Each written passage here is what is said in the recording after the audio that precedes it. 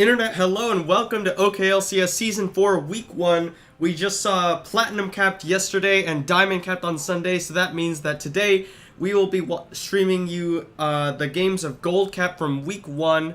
The first game of the day, there's not a whole lot to go over before we start, so we'll go ahead and just get into the first game of the day, which will be between the Legends in Training and the Outsiders. Both of these teams veterans to the OKLCS after last season. We're going to go ahead and get right into that game. Legends in Training on the blue side, Outsiders on the red side. There have been a few changes to both of these rosters, but both of them were participants in the OKLCS last season, so we'll get to see how these two teams stack up, how their changes have gone in the off-season.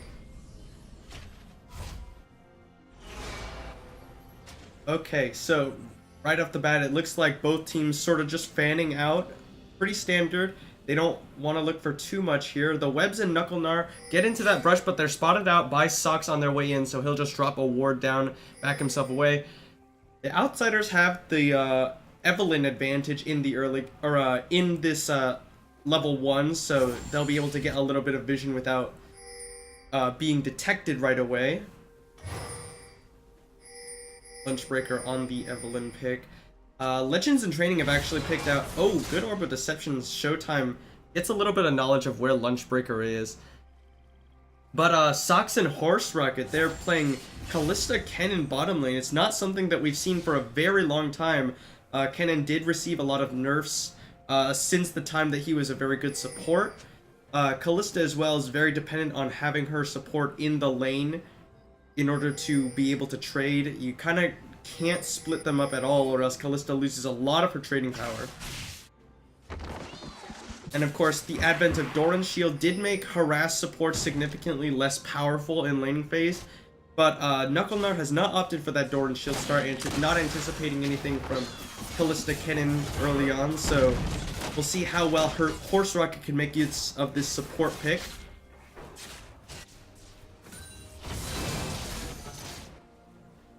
So Brinty Spears on the LeBlanc. LeBlanc is also traditionally a very strong laner. Has a lot of trade power in the early game. Horse Rocket takes one of those spinning axes to the face. We'll chunk him just a bit.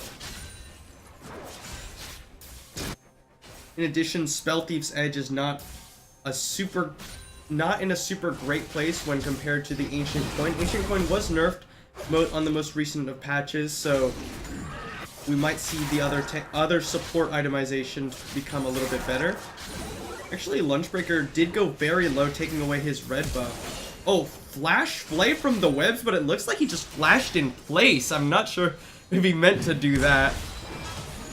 But that will be just a random summoner blown by the Webs, so if it's pointing that to Caro in the jungle for Legends in Training, maybe they'll be able to convert something off of that. However, the Death Sentence goes wide. Knucklenar moving forward anyway, just to put down some of the spinning axes damage. And Draven is one of those champions you really have to punish in the very early levels, because when he has the spinning axes, you really can't trade with him at all in the bottom lane unless you get a lot of CC down, force him to drop those spinning axes.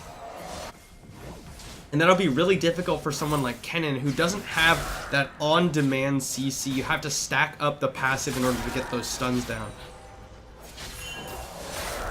But in either case, Knucklenar and the Webs are moving forward aggressively. There's the root onto Brinty Spears. After the distortion, there's the Ethereal Chains. Flash away from the Charm. So successful game from Caro, forcing the flash out from Brinty Spears, but it cost him a lot of his health bar, as well as his own flash. And Showtime now has the pressure in this lane, though he is low on mana. We'll need to make sure he uses the last of that mana as efficiently as possible. Brinty Spears now having to back away as Showtime moves forward.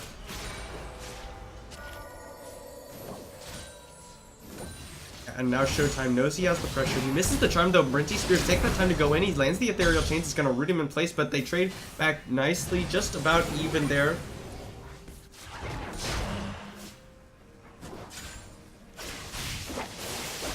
Alright, oh, here's a Death Sentence, but then stunned up Knucklenar with the Horse Rocket's passive on the Kennen. Now the Webs will get that proc from Callista's Sentinel.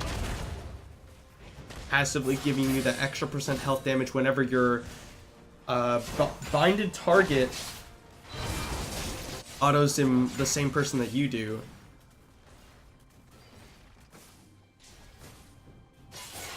But Brinty Spears doing an okay job keeping up in the lane. He does actually have CS advantage, about a wave's worth, after he picked up those 3 CS that didn't hit the tower. Brinty Spears, as long as he doesn't get hit by a charm, he should be okay right now. Showtime does have the Summoner Ignite. Need to be wary of that one. Oh, here we go. Lunchbreaker looking for something into the mid lane. Showtime does have both of his summoners, however. There's the Ethereal Chains. Ignite goes down, and Showtime flashes immediately, fearing the root from the Ethereal Chains. So Brinty Spears successfully forcing out the summoner. I don't think they even had to reveal that Lunchbreaker was in the area. Swervelord going very low on mana. Dustball has a huge CS lead over Swervelord as well as that mana advantage. So Dustball feeling very confident here. Now Swervelord has to back himself away. Dustball really needs to, what he needs to do now is freeze the wave close to his tower, force Swervelord to move forward, and in order to keep up with CS, he can trade very nicely onto him due to the lack of mana, and it also makes him vulnerable to ganks. And Swervelord actually might go down here by himself. Dustball putting a lot of damage down. There's the lunge will get him that proc on the Vital, and it forces the flash away from Swervelord. Hero comes up for some moral support. It's going to help Dustball shove the lane in, which is the correct thing to do, as Swervelord does have to recall.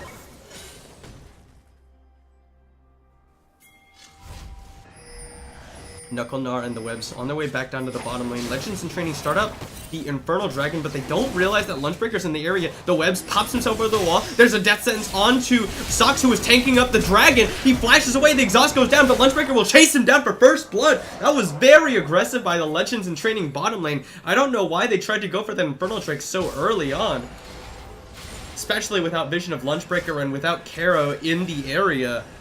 Definitely a huge mistake by the Legends in Training bottom lane. They give up a huge amount of the advantage they had in the bottom lane.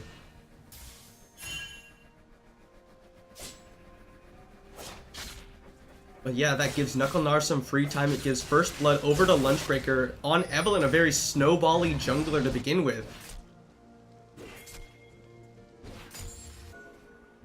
Alright, Brinty Spears actually going to land the Ethereal Chains over the side there. It roots up Showtime just for a little bit of minor damage. Now Knuckle-Gnar and the Webs are going to get a little bit of time to hit this tower. It's not going to be too much damage, but there's a Death Sentence. It lands onto Horse Rocket, which means Knuckle-Gnar will get a couple free autos off. Knuckle-Gnar needs to back away just so that he doesn't get harassed too hard by Sox, but throws out the stand aside and turns it around. Sox takes a lot of damage from the spinning axes. Now they're forced to play very passively. The Webs just free to fish for hooks. Arrow trying to get some damage onto Brinty Spears as Brinty Spears takes out the controller, takes the sapling for his trouble. But it is a level 6 LeBlanc and a level 6 Ahri though. I feel as though Showtime had Spirit rushed in, tried to go for a charm there while Arrow was in the area. That could have been a very easy kill onto Brinty Spears, who still does not yet have his flashback up.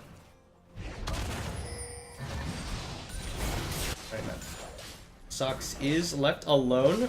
Horse Rocket actually went very low, and now they're diving him. The Web's tanking up the tower, and Knuckle-Gnar will get cash in onto his Draven stack, so that will be a kill for the bottom lane with the outsiders. But here's Karo to try and turn it back around. Lunchbreaker is in the area though. Showtime flashes over the wall, force the flash out from the Knuckle-Gnar, but the Webs does go down for it, and Showtime chasing him down with the Spirit Rush. That's all 3 charges used. He throws out the Over Deception. It will be enough. Double kill goes over to the mid lane of Legends in Training, and Lunchbreaker now in a bad position. Charm just short, and Lunchbreaker looks like he'll make it out of there alive. Karo doesn't want to dive too far there.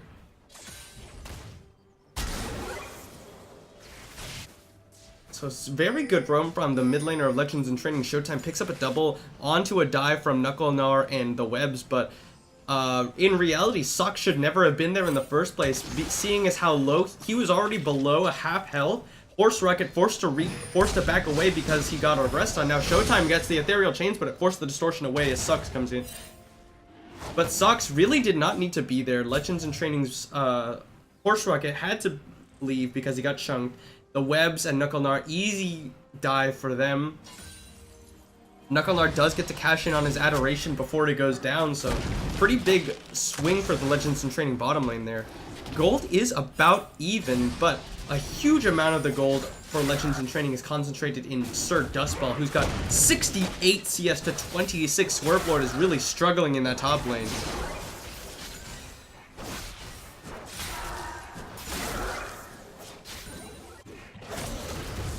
Lunchbreaker takes away his own blue buff. Again, going very low in his own jungle.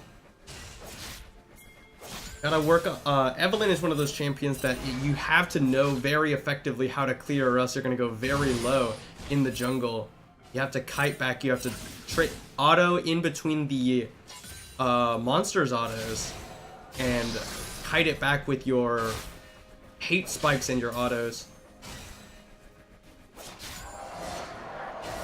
Right, but Karo hanging around this bottom lane. He's been sitting in try for a little while now, getting ready for Knucklenar and the webs to push out. Frenzy Spears goes in onto Showtime, lands the Ethereal Chains. That's half of the health bar down for the mid laner of Legends in Training.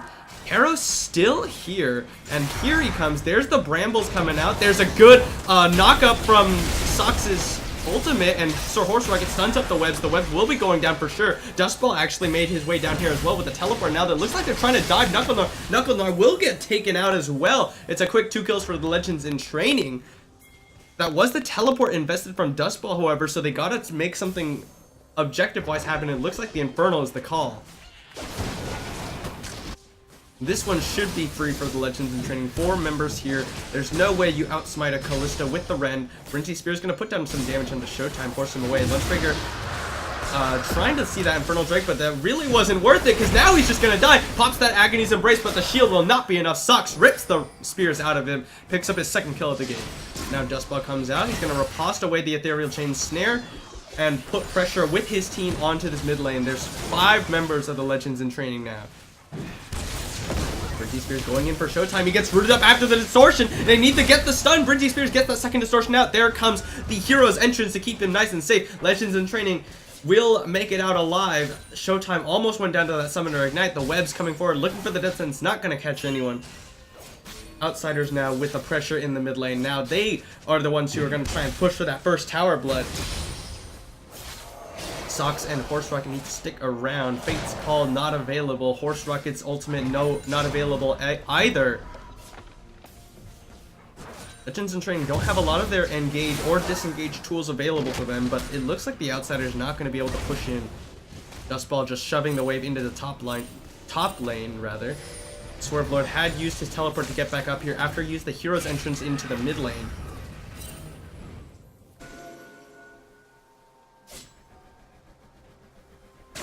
Knucklenar makes his way back down to the bottom lane. Sox, with those 2 kills, did finish off his Blade of the Rune King. Knucklenar's first item, it looks to be the Death's Dance. Not yet completed, so the Blade of the Rune King gives you a lot of trading power on the side of Legends in Training's bottom lane. Now Knucklenar and the webs, they have a huge minion wave, and Sox is just now getting back to lane. It looks like this is going to be Tower First Blood for the Outsiders. Knucklenar will pick that one up for himself, and Outsiders now 400 gold behind, actually. And you probably have to say a lot of that comes from the CS discrepancy between Dustball and Swerve Lord. Swerve Lord really dropping the ball too. He's gone for looks like his first item is the Abyssal Mask, which makes very little sense against the very high physical damage in the form of Dustball's Fiora and Sox's Callista. But Frenzy Spears going in, the Ethereal Chains are going to land, and there's the Agony's Embrace. He's going to get taken out, burst down immediately in the webs, lands a Death Sentence, and he throws back the Lantern, boxes in Karo. They're not going to take it. What happened to the Outsiders? They left webs out to dry, and now Karo walks himself out of there. No problem. Lunchbreaker just going to come in for the Raptor Pit. Sox flashes away. They're looking for the dive on the Knucklenar, but he's not standing in the Slicing Maelstrom. Horse Rocket just going to go down. Knucklenar turns it back around, and Sox is also not quite going to die. But here comes Frenzy Spears and the webs. It's going to be a 2-for-1 in favor of the Outsiders off of a botched dive by the bottom lane of Legends in Training.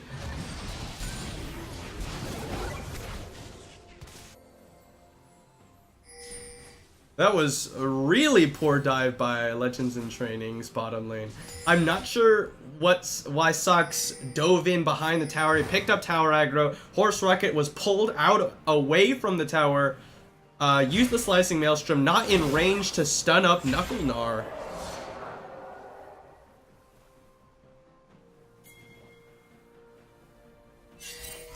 You always have to be careful whenever the enemy ADC is a little bit harder to take down. A Draven that's not locked down can really mess up a lot of people. The stand aside is actually very helpful against dives from Draven. It disengages you, it's self-peel, it's very effective. Now he's got his finished Death's Dance and the Berserker's Greaves. Frenzy Spears has finished his Sorcerer's Shoes, not quite the Hextech Gunblade. The Outsider's shorting up the Rift Herald. It's at about half HP already. Legends in Training just floundering around in their bottom side. Not really getting a whole lot done. They do successfully shove a wave into that bottom lane tower.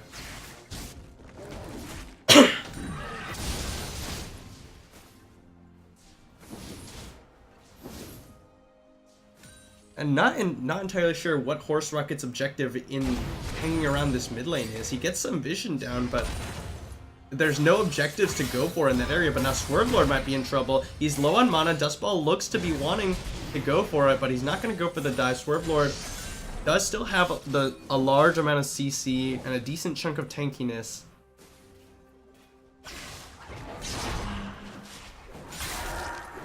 Right, now Brinty Spears goes in, he pops himself back out. Sox takes a lot of damage. Horse Rocket move forward to try and peel for his ADC. Oh, Dravenel and Knuckledar snipes down Sox! Wow! Brinty Spears gets the chunk down, gets him very low, and Knuckledar just finishes him off. They thought they were safe. Did not account for that whirling death. Alright, so Knuckledar, that's another cash in for him. I'm not sure how many stacks he just got for that one. But here we go. Knuckledar's gonna get the hero's entrance as Karo comes in with the Brambles. Is not gonna root up anybody except for, it looks like, Swervelord. So, ults traded from the jungler of Legends in Training and the top laner for the Outsiders. I'm not sure if that hero's entrance was in anticipation of Karo trying to come in, but I don't think it was completely necessary.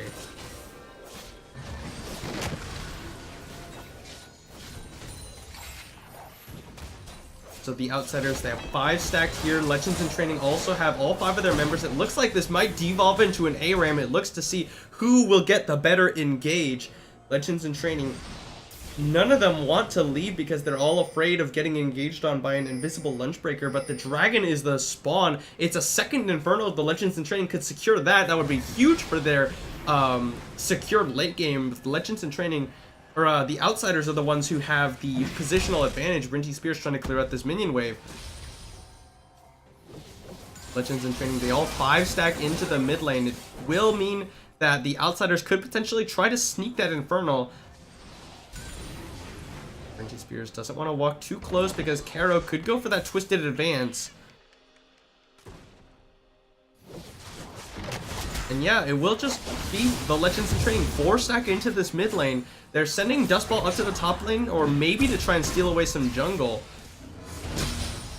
They do see Knuckledar in the bottom lane. He's on his way up to the ward mid now, but they've already let Legends in Training get in there. Agony's Embrace is being used. The Ethereal Chain's gonna root up Karo, who actually has picked up Tower Aggro, and he goes down. Killing spree for Brinty Spears, and there's a slicing Maelstrom from Horse Rocket. He stuns him up and shuts him down. There's a good 3-man stun from Swervelord. Here comes Lunchbreaker and Knuckledar, but Knuckledar low on mana. He's not kind of doing a whole lot of damage. The Webs has to flash himself away. He lands a death sentence onto Dustball, who throws at the riposte, flashes himself out. There's a good Justice Punch from Swervelord, but now he's getting stacked up on. Dustball jumps away. It's gonna be a 1-for-1 at the end of it all.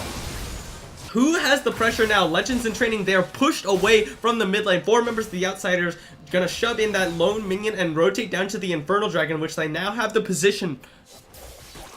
That will mean no double Infernal for the Legends in Training, but it looks like it won't be over yet. They're trying to see if they can potentially fight for this. The Webs is going to land a death sentence, and that's a very low Horse Rocket. Knuckledar shuts him down over the side. Actually, Swervelord gets him with those, with the Q. I can't even remember what it's called. Winds of War.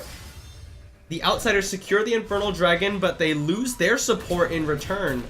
There's the Rift Herald being used into the mid lane. Lunchbreaker pops that one down, and the Legends in Training not responding appropriately. They're not going to get here in time to save it as the Rift Herald starts its charge here pretty soon. There it goes, and now that's going to be the second tower of the game going down and over to the Outsiders. 2 towers unresponded to by the Legends in Training. This Rift Herald's going to charge up once again, knocks aside Carrot. There's the Brambles being used just to try and push them away. He's going to try and clear it out. There's the Justice Punch in, but he gets rooted up under tower. Swervelord is very tanky, though. Ethereal Chains will stop Karo from chasing Brinty Spears, keeping him away.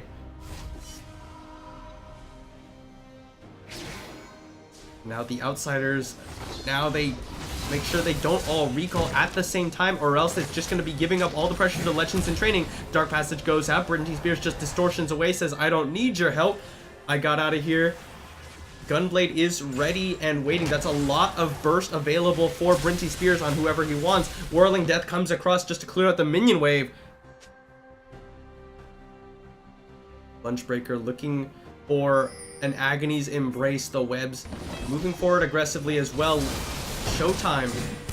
He's gonna get jumped on. Oh, but the Twisted Advance follows the distortion. Death Sentence in, and here comes the hero's entrance. It's gonna knock out 2 members of Legends in Training. There's a good Agony's Embrace, but the Slicing Maelstrom will stun him up as he gets pulled out to safety by Sox, but it will be Kara who pays the price.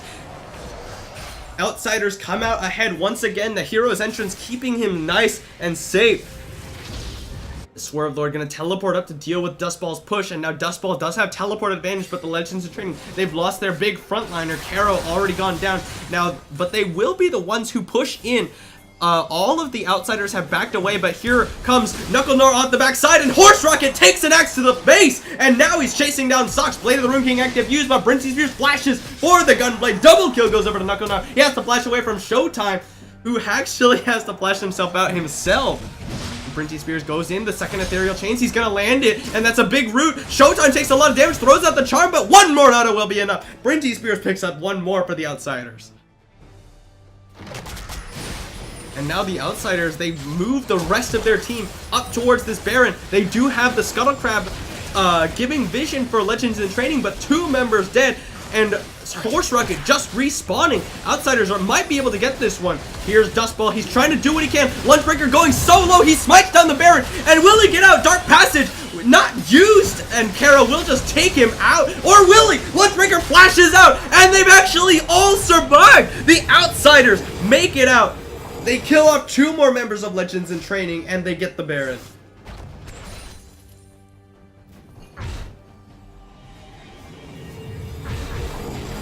Alright, so the outsiders, it's only 20 minutes in, but they've picked up a Baron. It's only 2 towers to 0, and yet it's a 5.3k gold lead.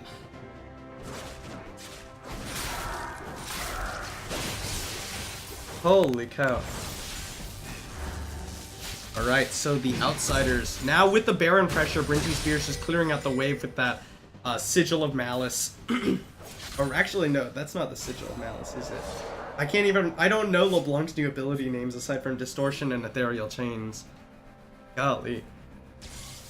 Alright, we're 22 minutes in, 14 kills to 8.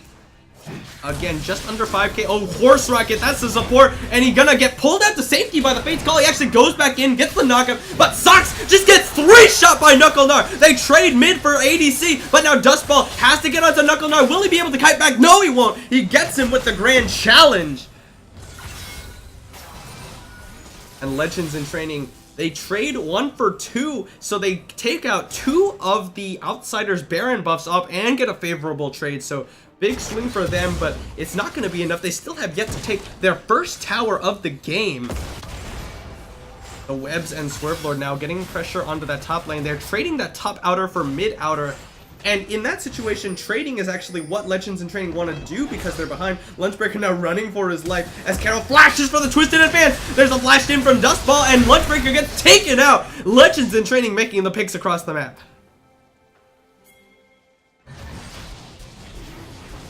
Now, interesting choice by Lunchbreaker. He's gone for Warrior Enchant into the Titanic Hydra on Evelynn.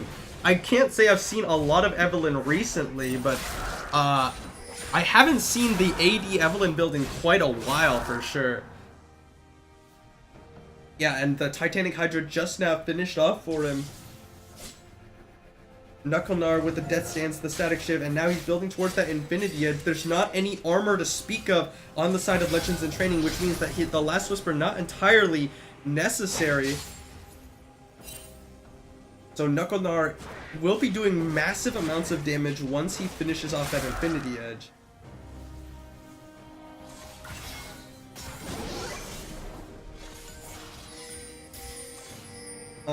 Okay, I've been informed by chat that he's going tank Evelynn, and then that he's gonna get Triforce next, but Trinity Force after the Titanic Hydra is not really a tanky Evelynn build.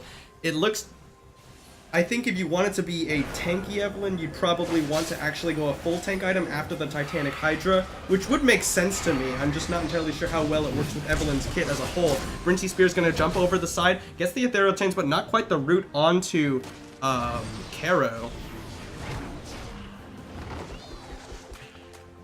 The Ocean Drake is the call for the Outsiders. They've got all 5 of their members here. Caro's walking forward, trying to be the front line for his team.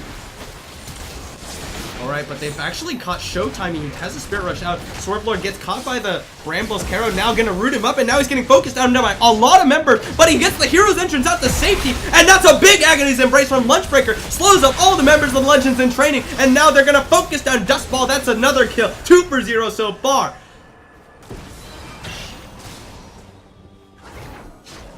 Alright, now they're chasing away the members of the Legends in Training. It looks like the Ocean Drake not gonna be the focus as the death sentence goes out. Showtime has to sidestep that one. Outsider is gonna try and get some pressure onto this mid lane tower. Their Baron has actually worn off by this point. Oh no, it's still, no, yeah, the Baron is actually worn off, so they actually only succeeded in getting 1 tower with that Baron. Outsiders will get a second one here. Oh, there's a flash slicing mushroom from Horse Rocket, but he's just a support cannon. It will be enough. They stun him out for Showtime to get the charm onto Knucklegnar. Alright, but Lunchbreaker looking for the kill on those Socks, but he's getting kited back. Socks doing a really good job. The Ren stacks will be enough. Socks takes out Lunchbreaker. The Legends in Training, they are losing objectives slowly, but they're answering back now. Can they make something happen with their numbers advantages now? 5 to 3 champions on the map.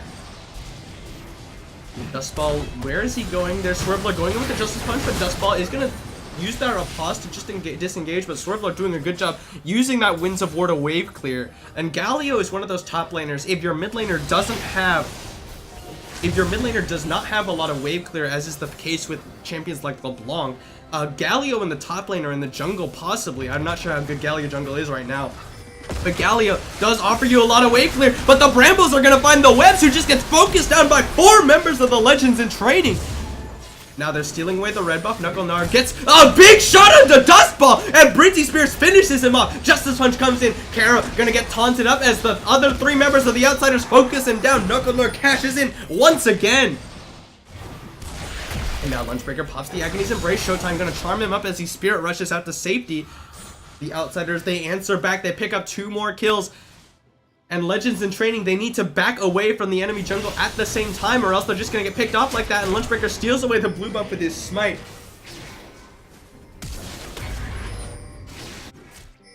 Lunchbreaker clearing out some vision. The Fate's Call was used to keep Horse Rocket alive, just barely.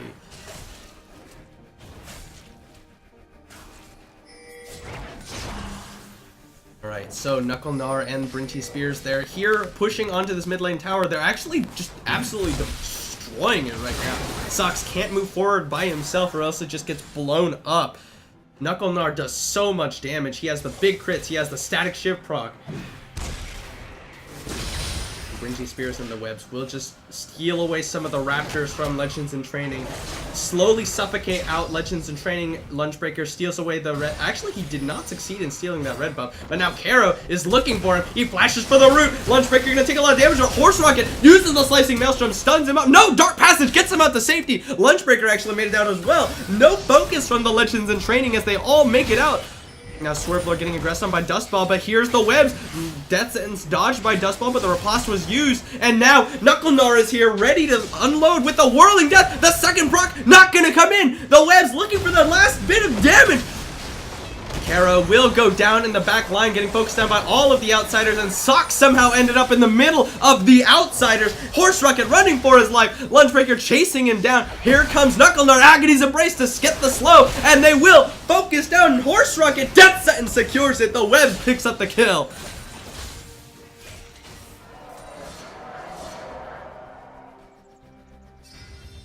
Alright, so now with 4 members of the Legends of Training dead, the Outsiders want to try and see if they can finally break the base. Death Sentence goes wide, Showtime having to back away. There's nothing he can do. There's too many members of the Outsiders here.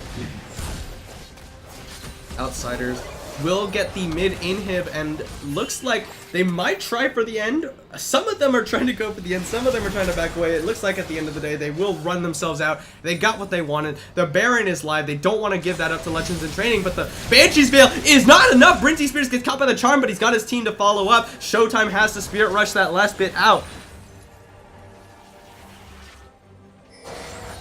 Now they might look to try and engage on the outsiders. The Webs is a little bit too far back, and now he's alone. The box used. Dustball just gonna chase him down as the charm lands, and Showtime picks up the kill.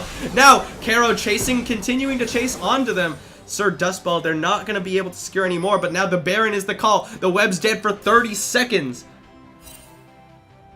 Legends in Training, they're all recalling right now. The control ward to deny vision, and now Legends in Training, this might be their Baron. Sucks is stacking up those Ren stacks. Here we go. Winds of War comes across. They throw it on the ward. They know it's going down, but there's no chance of a steal as long as Sucks can rend it. He doesn't actually get the rend, but it will be secured by the Legends in Training nonetheless.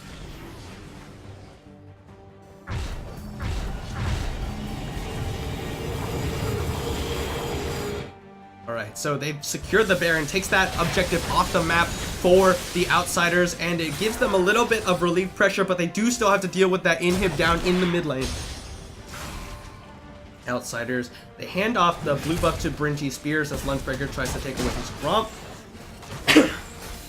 And yeah, if you're going for an AD Evelyn build, which again, I don't know, I don't play enough Evelyn to know, but if you go for the AD Evelyn build, you do need to have a little bit of tankiness due to your lack of burst compared to the AP build. So in general, you probably don't want to go for a third basically damage item in the form of Trinity Force. There's Whirling Death just to interrupt the recalls from Legends in Training. Yeah, the Trinity Force is the next pickup for Lunchbreaker. Swervelord actually going to teleport into the top lane just to kill off that minion wave. Force Rocket and Showtime looking for the engage as they do not have to deal with. Oh, Sox goes in, throws out. There's the knockup onto Sox, who gets blown up. Rather, Knucklenar will go down. He gets shut down, and Showtime looking for the charm over the side. Not gonna have it. The distortion away.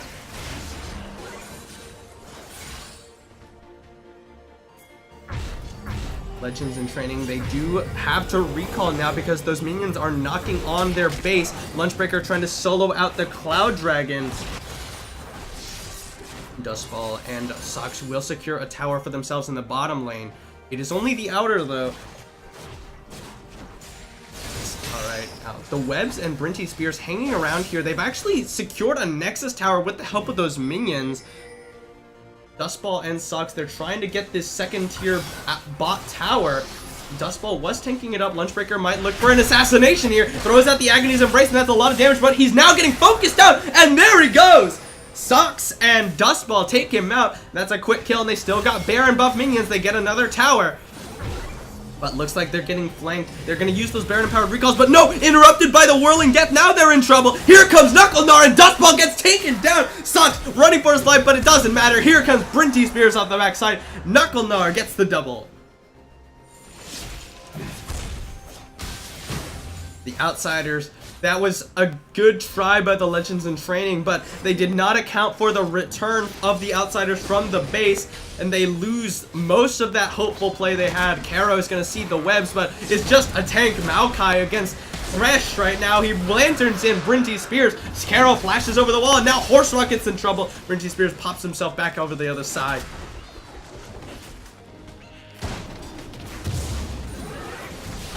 Here we go. Charm's gonna land onto the Webs, and Showtime. Oh, here comes the hero's entrance. The exhaust goes down. He gets knocked up by it, and there's the Justice Punch. It will be Showtime going down. Brinty Spears picks up the kill, saves his support. The rapid fire cannon finished off for Knucklenar. He's gonna be doing absolutely massive damage on his first auto. He just finishes off that last Whisper, and he will be shredding through everyone on the Legends in Training.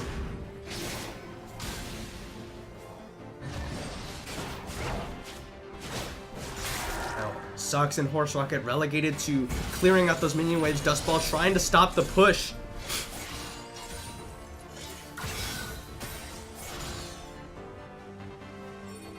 Now, where will the Legends in Training go next? They have Lunchbreaker building up that big minion wave in the top lane. Horse Rocket and Dustball a little bit split. They have to go back and deal with that minion wave building in the mid lane against them. Want to make sure that that inhib, now that it's respawned, it doesn't go down again, at least not without a fight. Outsiders deny away the enemy blue buff. Caro looking for a pick over the side. Right, the Outsiders, they're running. Oh, they're moving forward, rather. Legends in Training, they're backing themselves away. They want to see... I guess they were trying to get a fight under the tower, but Brinty Spears goes in. Ethereal Chains misses. The Webs is just autoing away onto the tower. Now Knucklenar has got himself onto it. Here comes the Brambles from Kara. Sock's going to throw in Horse Rocket. Flash Slicing Maelstrom. He's going to good stun, but it's not enough, and Horse Rocket just gets blown to death. Knucklenar is on a killing spree. He gets the double. He's going to get the triple. There's Karo getting focused out. It's the quadra kill. Is it gonna be all fine? Knucklenar penta kills down Legends in Training. The clean ace. He gets the penta, and there's the inhib going down. The Nexus Tower is the last thing standing between the Outsiders and victory, and it's just gonna be tanked up. Pentakill for Knucklenar as he ends the game, and the Outsiders will take their first victory in Season 4 of the OKLCS.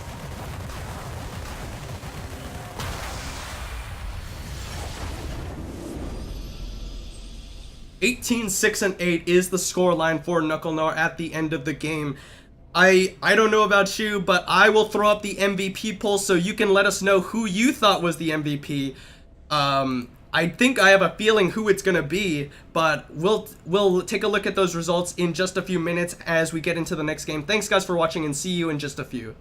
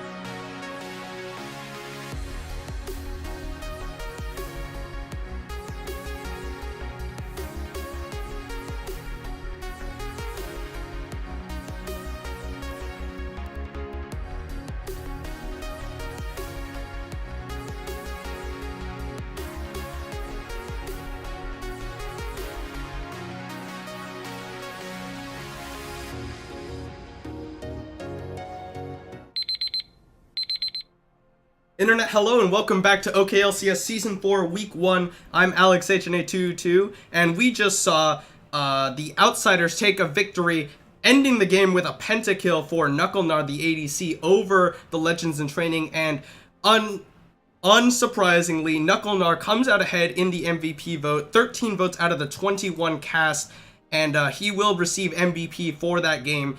So we'll go ahead and get into the second game of the night, which will be between Beta Fox and Pizza Lords Reformed, the gold-capped sister team to Pizza Lords Rebirth.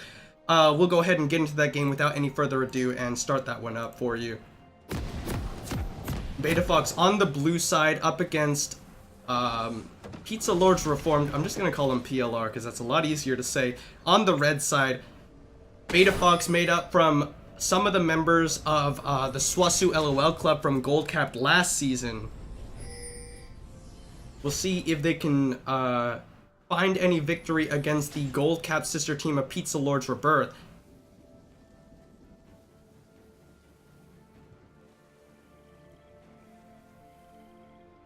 Alright, but Pizza Lords Reformed, it looks like they're going to be stacking 5-man. They've gotten themselves in here. Voltron going to base check in here. He's going to get found there. The Vault Breaker Echo through time will get him. It will be first blood as Ned Schneebly actually flashes for the root onto Mercury. Dredgeline did land, but there's no follow-up from the other members of PLR. So a little bit of a wasted summoner there. Voltron did not actually burn his flash and just knew he was going to go down. But it will be PLR picking up first blood. Guardian Shinobi will take a cue from Shafty on his way out. And Echo through time picking up first blood. It will mean he gets to start off the game with that extra Hunter's Talisman. That's actually really big for jungler's clear speed and how healthy he ends up clearing with. Shafty just getting some free damage with that Baleful Strike landing onto enemy champions. Mercury X gonna get leashed onto his Raptor Pit, actually. Now, Wukong Jungle, we saw this actually in Diamond Cap this week. Mercury X being the second one to pull it out after Seismic in Diamond Cap for Sid in the slots. Unfortunately, and I say this with as much disappointment as anyone, Wukong Jungle is very bad. It's a really low health clear. It's very slow clear. Basically, the only thing he has to offer you is damage until level 6. And additionally, he relies very heavily on snowballing because Wukong doesn't actually scale super well into the late game. Dredgeline gonna land on the Arctic Bear. He gets rooted up, and that means a really good trade by the bottom lane of PLR.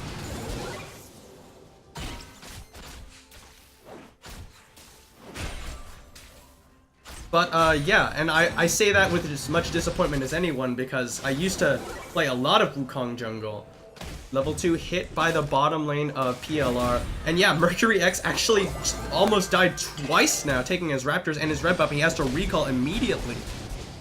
He even started the triple potions rather than the refillables, so that's just really demonstrates how bad of a clear it is. Mercury X did mess up on his Raptors. In general, when you're taking Raptors at level 1, you want to, actually at most of the time, you want to focus down the little Raptors because they have very low health bars, but they also do a lot of damage. So focusing those down will significantly improve the health that you end doing that Raptor camp with. So a little bit of a misplay by Mercury X there in that early thing, and here comes Echo through time. He's gonna go in for the gank. The Vault Breaker sidestep by Guardian Shinobi, but the Event Horizon was not even used either, and Guardian Shinobi doing a really good job, stands his ground, doesn't panic flash, doesn't run himself into the Event Horizon, just calmly sidesteps the Vault Breaker, walks out, and it will cost him a little bit of his health bar, but no summoners and not even have to be forced out of lane. Oh, Shafty's gonna flash for the Event Horizon. That time it forces the flash out from Guardian Shinobi, and Mercury X is gonna find him now. He's gonna get a lot of damage there. He uses the decoy to reset Echo through time's target, and Shafty comes in to help his jungler. And now Shafty actually might be focused down by two members of Beta Fox. Echo through time can't really go in. The Event Horizon will secure his escape. Right, so PLR have a lot of pressure in this bottom lane. Arctic Bear is having a really rough time, actually down 13 CS, and that's not what you want to have in this lane matchup. Bard, Varus up against a Vayne and a melee support. In general, you would expect them to have that lane priority.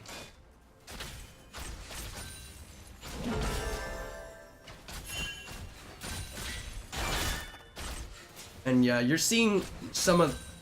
Echo Through Time is actually only got 6 CS after that gank and the wraparound. He's not super far behind Mercury X, as Mercury X has tried to match his pressure. He will take his red buff now, and now Mercury X is found, and they're both only level 3, but there's a lot of damage. Mercury X uses the decoy, blast cones himself out the Rift Herald pit.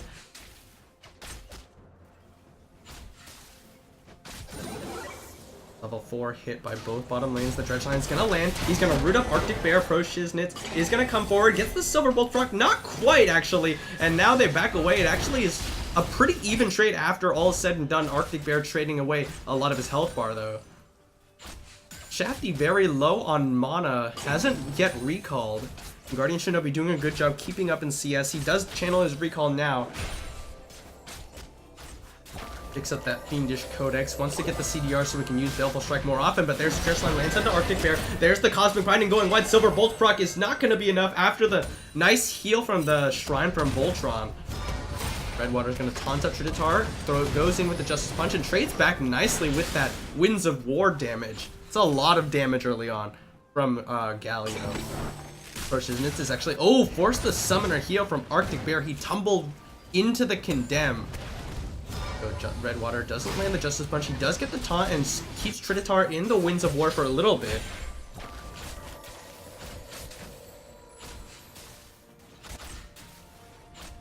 Mercury X is now being doubled in CS by Echo Through Time. Echo Through Time did successfully finish off that Stalker's Blade on his first recall, whereas Mercury X had to wait until a second recall before it finished off his jungle smite upgrade. So that's really rough for a jungler when you have to back before you can at least buy something other than potions and wards. Here we go. He looks like he's trying to get a gank onto this bottom lane. He did sneak into that try undetected, and Pro Shiznit and Nedge are very pushed in, and now Arctic Bear moving forward, and here comes Mercury X. He gets some damage, but he's going to get rooted in place, and now Nedge and Pro Shiznit actually might turn this one around, and he's just got to dodge that Cosmic Binding, which he did. Now he tumbles forward. There's no more damage available from Beta Fox, and PLR stand their ground now this time.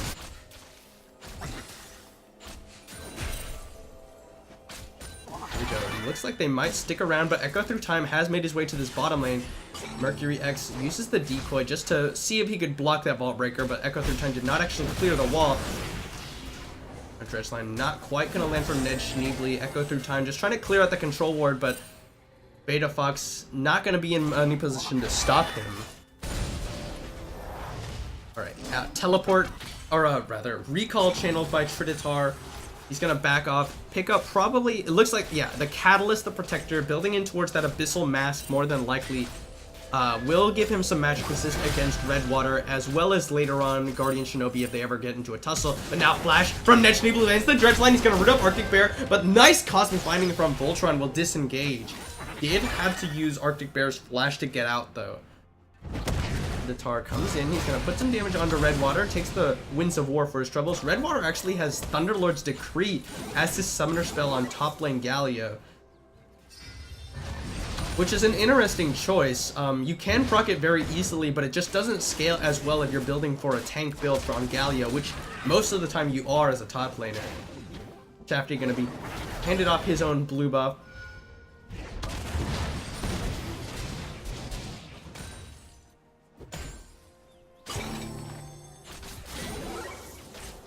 PLR, they actually have a huge advantage, and there's level 6 hit by Nedge. They're gonna go in with the final hour, but there's a good condemn. It doesn't actually land though into the wall, but Pro Shiznit does pick up the... Actually, Nedge the one who picked up that kill, but PLR's bottom lane hit level 6 first. They do successfully go in with that engage. And now, in addition to the 33 CS lead that Pro Shiznit has over Arctic Bear, he's now got 2 assists to his name.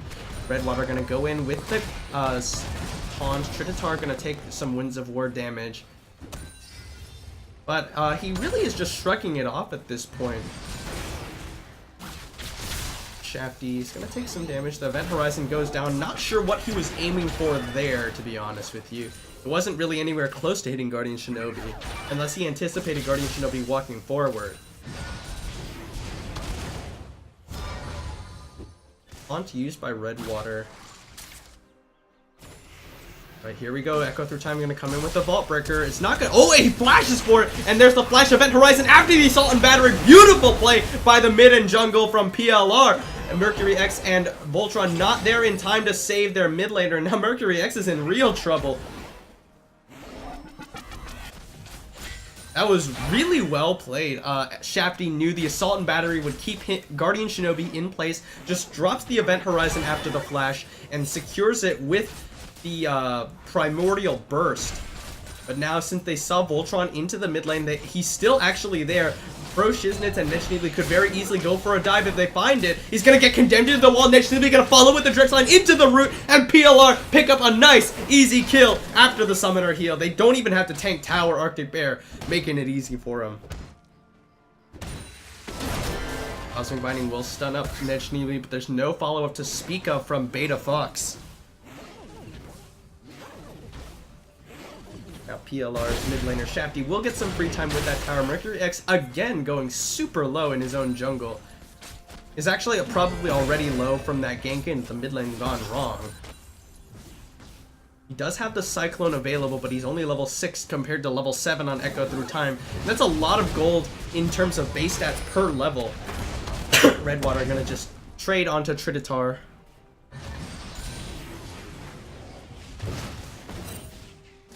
Trinitar just doing a good job. Happy to farm up under tower as long as he can actually pick up the CS. And now that gold lead, or the CS lead for Pro Shiznitz over Arctic Bear has elevated to 40 CS now compared to the 30 earlier. PLR, their bottom lane being rotated into the mid or something. Not sure what the call is yet. Tower First Blood is still on the table. They have a lot of pressure in this bottom lane, but they don't want to get collapsed on by by both Mercury X and Guardian Shinobi. But here's Shield of Duran being used, flash away from the Vault Breaker, and now he's able to make himself out, but did have to burn that Summoner. But Mercury X still now hanging around this bottom lane. Echo through time showing himself in the top side of the map. Mercury X spotted out by a control ward now, so PLR's bottom lane know they need to be a little bit safer. There's an Event Horizon. We'll keep Guardian Shinobi there, but dodges away from the spells, and now he Shockwave pulls in Shafty, but he doesn't have a whole lot of damage just yet. There's the Command Dissonance Exhaust used to block the Primordial Burst, but he doesn't throw the Command Attack far enough. Guardian Shinobi misses out on a kill on Shafty, but they're both very low health bars. But no, here comes Vault Breaker, and the Assault and Battery Echo through time will make up for that mistake, and Mercury X doesn't have the damage. Only level 7. Doesn't even have his finished Caulfield's Warhammer. Echo through time just gonna back himself away. Redwater gonna go in on the Trinitar, and Galio is a really good tank to trade against tank due to that percent health damage on Winds of War. Trinitar now having to run himself away. Teleport gonna come in from Shafty as Mercury X runs away.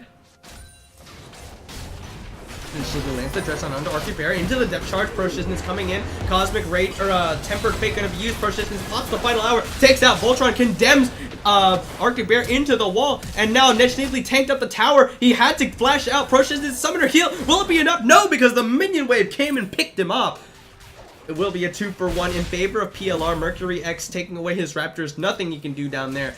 Echo through time now pushing that wave into the tower. Looks like he's going to try and secure Tower First Blood as Nechnibli has to recall. Guardian Shinobi going to be caught by the Event Horizon once again, but he dodges away from that Dark Matter.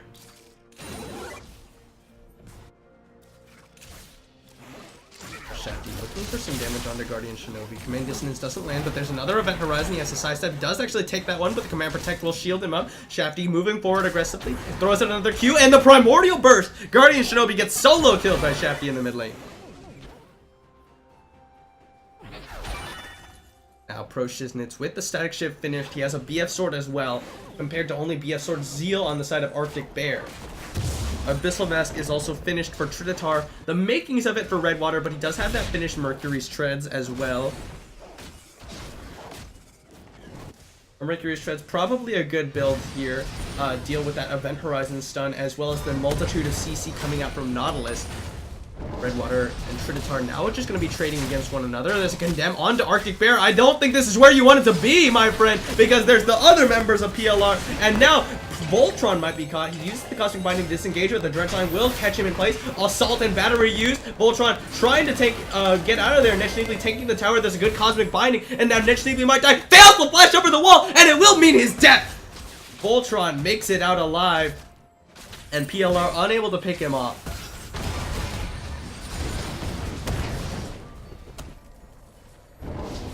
Predator and Redwater, it's definitely default to a wet noodle fight. Here's the Tempered Fate, is only going to catch Echo through time, but the Cosmic Binding finds Pro Shiznit. There's Mercury X. The Cyclone comes in as he kills out Pro Shiznit, and Echo through time now just burning away another Cosmic Binding from Voltron. Beautiful play by Voltron on Bard.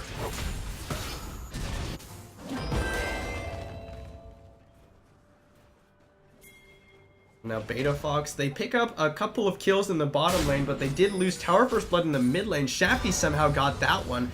Predator gonna get taunted up by Redwater. The Winds of War will do a little bit of damage. Redwater takes a couple tower shots for his troubles.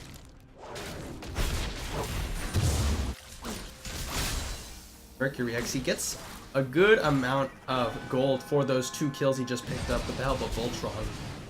Looks like he's actually going for a Cinderhulk buy on Wukong. I used to really like going Cinderhulk enchant on Wukong after the Black Cleaver. But Shafty gets a good event horizon, stuns up Mercury X, but he's targeting the wrong person. Exhaust goes down onto Shafty, and now he's trying to kite back. The Primordial Burst not going to be enough damage, and they pick off Shafty. Echo through time a little bit too late to the party. And Beta Fox now backing themselves away. Not sure why. They do have a huge numbers advantage, but I guess just scared of Echo through time's potential burst and the Assault and Battery.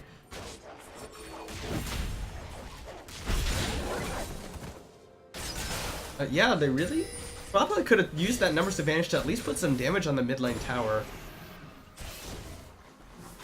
But what we were saying, Wukong with Cinderhulk enchant. I'm not really a big fan of it now. Oh, hold on a second. Assault and Battery comes in onto Voltron. Final hour being used by Pro Shiznit.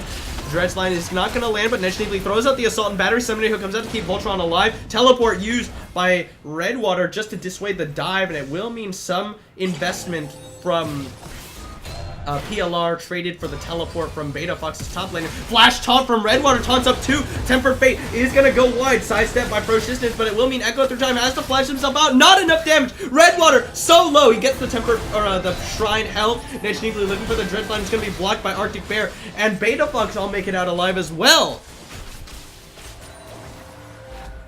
Echo through time is going for something cheeky here. He snuck his way into the side brush.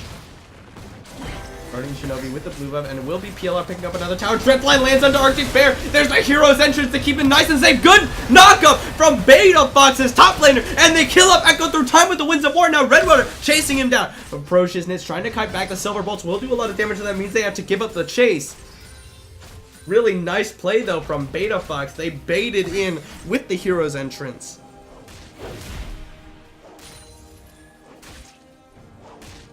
But as far as Wukong jungle goes, I'm not really a big fan of the Cinderhulk enchant anymore. Even if you were going to go for it, which you can do still, I would highly recommend you go the Black Cleaver first, then you finish your Cinderhulk. I guess you could make an argument for it. I don't know, now I'm just theory crafting while I'm supposed to be casting a game. But the Cinderhulk does significantly amplify your clear speed due to the change to it on some of the more recent patches. And you can see that with the CS lead he has now over Echo through time due to Echo through time not finishing off something like that, and also a few failed ganks on his part. Redwater just barely missing out on Trinitar's recall. Echo through time is rushing the Trinity Force. Oh, but Shafty is getting collapsed on by Voltron over the side. He's taking a lot of damage, but he's gonna have the Primordial Burst. He takes out Guardian Shinobi before going down. Dark Matter being used, Event Horizon. It will not be enough to save his life, but Guardian Shinobi, no need for him to walk up like that. The Flash Dredgeline into Assault and Battery comes in, and Voltron will not be making it out of this one. Guardian Shinobi with a greedy play, trying to move forward and secure the kill into Shafty, but In the end, Voltron will also go down for it.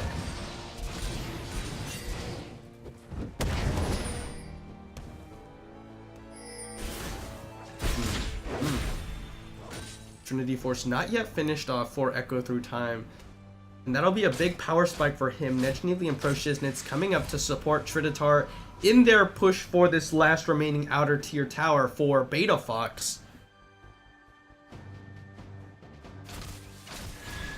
Teleport going to be used by Shafty to deal with that push into the bottom lane. Arctic Bear just using his piercing arrow to put some poke down. Redwater going to take a few autos from Pro Shiznitz as he tries to focus down on the tower. He's got the ball onto him now, and Guardian Shinobi looking for the shockwave.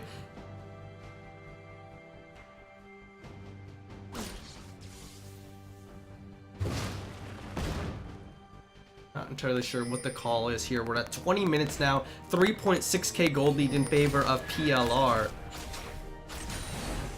Arctic Bear has his Runon's Hurricane finish. Now trying to finish that BF sword into either the Essence Reaver or the Infinity Edge. I'm curious to see which one he builds first. Infinity Edge Static Shift finished off for Pro Shiznitz as well. 5-2-2 right now on this vein, as well as a pretty significant CS lead over his opposite number.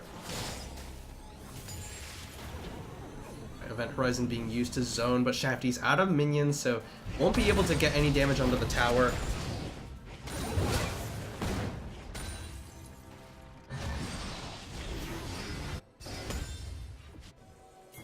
Okay, so Nechnevly looking for Beta Fox's jungler. Mercury X is going to use the decoy to jump away. Nechnevly might be a little caught here, but Shafty goes in. He flashes actually into the shockwave. What was that? Cyclone coming across. Exhaust goes down onto Pro Shiznitz. He will get Mercury X on the other side, and the Tempered Fate catches Nechnevly on his way out. Cosmic Binding. Voltron is making plays on Bard. They trade 3 for 1 in favor of Beta Fox. And now Beta Fox with 3 members in the mid lane. Nothing that Echo Through Time can do as a melee champion. And now Beta Fox is going to get some free time with this tower. Charging up the Vault Breaker, he goes in. Now he might get stunned up. Cosmic Binding just comes short. Voltron needs to not be taking the tower or else he just might die. But Beta Fox will secure the tower in the mid lane for themselves. No, or not! As here comes Echo Through Time. Assault and Battery goes in. And there's the Unstoppable Force. Trinitar came across the side. Guardian Shinobi is now getting chased down, and there's nothing he can do. Seismic Shard will be enough to slow him. He's trying to see if he can do anything, but no, Echo Through Time will shut him down.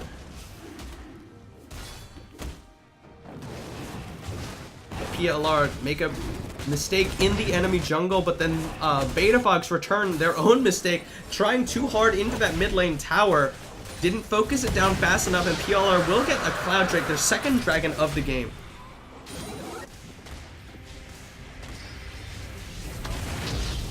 Redwater putting some damage onto that top lane tower, but Trinitar does have his teleport live and ready. He's finished off his Abyssal Mask and building towards the Iceborne Gauntlet.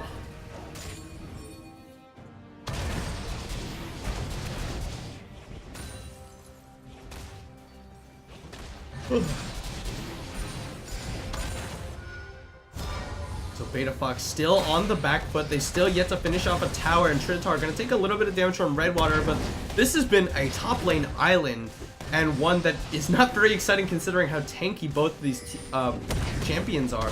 Redwater trying to focus down the tower, and actually he might just kill off Trinitar. Trinitar not respecting the Galio damage, as well as that Abyssal Mask amplifying.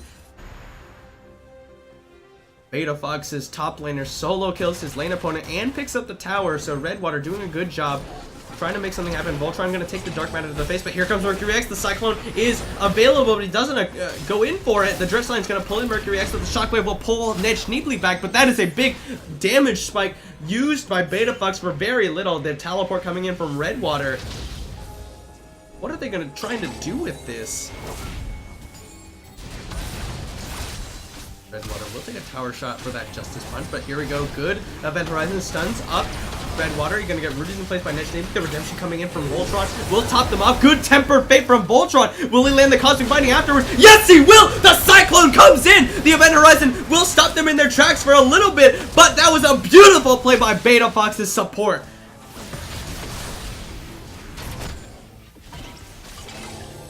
The the Locket of the Iron Solari as well as the Redemption, keeping his teammate alive. But here comes Echo through time. They get the tower in the bottom lane, but now they're going to lose their top laner for it. Arctic Bear has been pushing into the bottom lane for quite a while. He finally does secure that tower, evens up tower count. But PLR, they get a pick onto the top laner.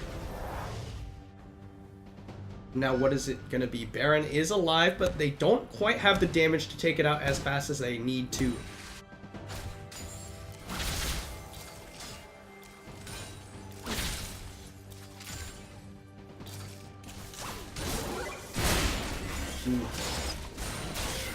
Mercury X, they had a lot of damage to offer with that wombo combo, but as the game goes on, they're really starting to fall off in terms of damage. Guardian Shinobi, he's building a Rabadon's Death Cap as his second item, which is good for damage on Orianna, but because of the high cost of that item, it's just not as effective as just going Luden's Echo as your second item. Because Luden's Echo is cheaper and offers you a comparable damage spike at this point in the game as your second item. Additionally, Mercury X, he's delayed his Black Cleaver yet again for that Bramble Vest, which may or may not be necessary, but it just means that there's a severe lack of damage on the side of Beta Fox compared to where they ought to be, where the item spikes they ought to be hitting at this point in the game. Oh, Echo through time is going to go in, gets on the Mercury X, the ball comes across, and Assault and Battery actually going to be used. He follows him over the wall, and PLR and Beta Fox still very split from this fight, but here comes the hero's entrance, flashed away from by Echo through time, but Event Horizon will stop them in their track. Shafty is going to be caught by the Tempered Fate, and Voltron will catch him out again. The taunt comes in, and they will get him, and he's not able to even use his ultimate. Mercury X getting kited back by Pro Shiznitz. Shockwave catches nobody. Arctic X will go down to Pro Shiznitz as well, and Pro Shiznitz will get a triple kill. Voltron now running away, but Nedge neatly follows the good Cosmic Binding, and he'll take out Pro Shiznitz. He shuts him down, and now Guardian Shinobi is caught. There's two tanks, and he has no Shockwave to peel for himself. Voltron trying to get the Cosmic Binding. He will get it. And Beta Fox, they trade 3 for 3. A triple kill, though, for Pro Shiznitz, and Guardian Shinobi might be the fourth. Taking a lot of damage from this double tanks. The Seismic Shard, will it be enough? No, because he gets himself into the base gates, and now Trinitar needs to be worried about himself. Voltron doing a lot of damage with those meats. Voltron's on a killing spree. 8, 4, and 8 on support Bard. It's the ace for Beta Fox.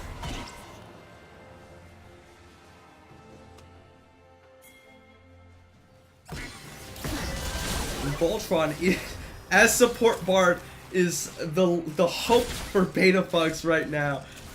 Hasn't even finished off his support item. He picked up Locket, Redemption, and the Ruby Sightstone.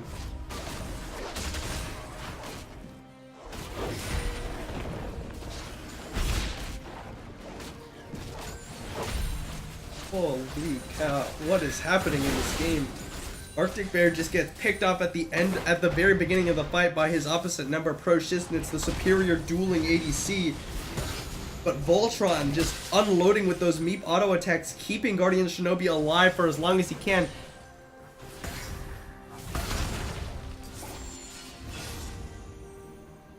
The Black Cleaver is finally finished off for Mercury X, but at this point he's really only amplifying his own damage because Arctic Bear is just getting picked off at the beginning of every fight.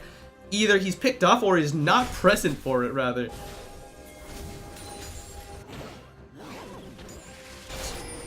Alright, so PLR, they sent Shafty into the top lane, try and clear out that last remaining outer tower. Beta Fox, they hand off the red buff to Arctic Bear. Redwater is just dealing with Shafty's push as Echo through time takes away his own blue buff. He has the Trinity Force and his own Cinderhulk enchant. So both of these junglers opting to be more tanky for their team, which is very respectable. And I do think that this is the correct choice for Echo through time, seeing as how deep he's going to be going into the backline. Tempered Fate is used, just catches Echo through time, but the Ocean Drake has already gone down in favor of PLR, and Guardian Shinobi gets the depth charge as well as the Unstoppable Force. Guardian Shinobi just gets crit down. Mercury X going in onto Shafty with the Cyclone. The hero's entrance will knock him up a second time. There's the taunt, and he will not have the damage with the Primordial Burst as they finally take him down.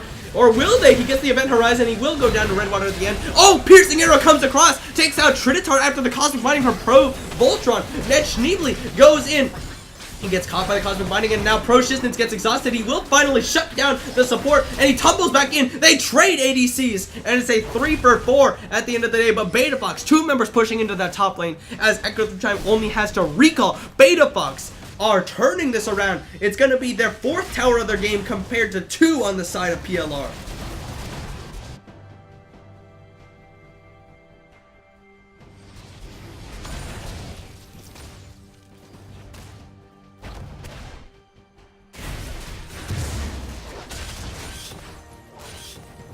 And Mercury X will even secure the Raptor camp away from PLR.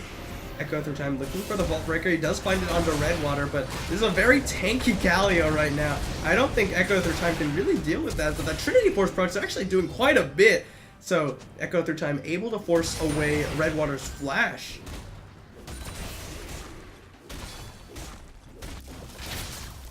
And now this is interesting by Trinitar. He's building what looks to be, I can only assume it's going to be a Banshee's Veil on his Malphite, opting to go for a little bit more damage than is normally seen on Malphite nowadays. Redwater's opted for a full tank Galio build, but with Galio's % health damage and that Abyssal Mask Iceborne Gauntlet offering you that little bit of minor extra damage, he's doing a lot, and it's paying off that tanky build. 5, 2, and 3 now on Galio.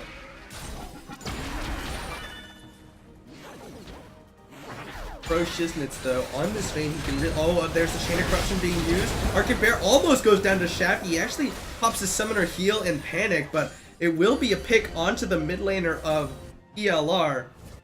And in spite of doing very well during the laning phase, Shafty, he's been picked up multiple times across the map. He's died 7 times now.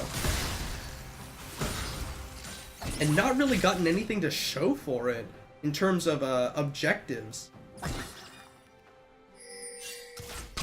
Pro Shiznitz on Vayne, he will be adept at shredding through the big tank line available for Beta Fox. Now, naturally, they're going to get slowed up by those meat damage from Voltron.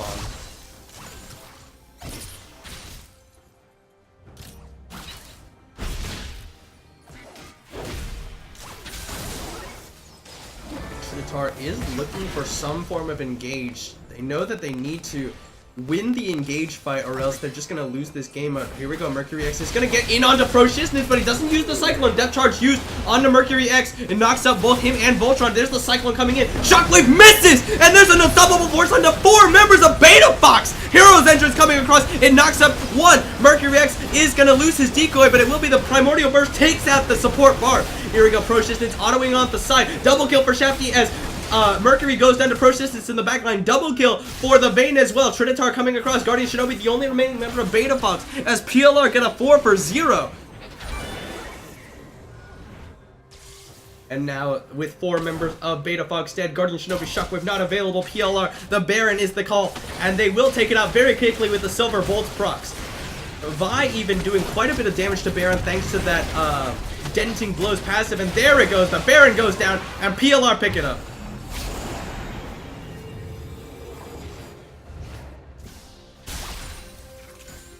And there was just too much hesitation from Bane. Oh, Guardian Shinobi's caught, and Pro Shiznitz is just gonna chase him down. That passive from Bane will be enough, and it will be a rampage for the ADC of PLR.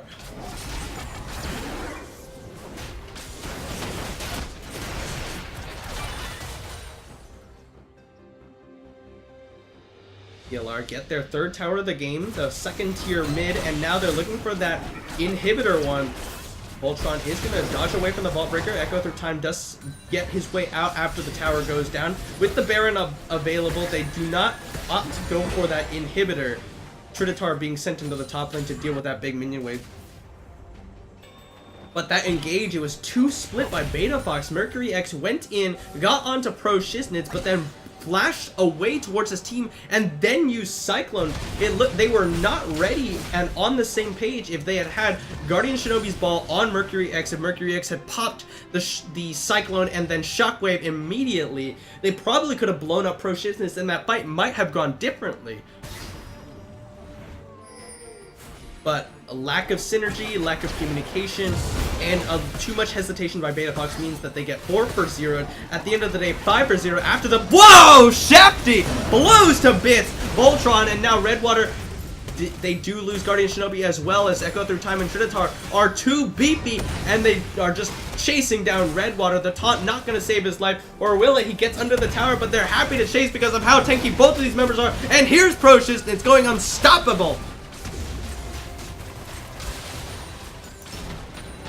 Now, with Baron buff, they've gotten that first tier and the second tier tower in the top lane as well. Now they're focusing down the inhib, and Beta Fox, nothing that their remaining members can do. They're focusing down the inhib. They might rotate mid for that inhib they left alive earlier. And yes, that will be what they do.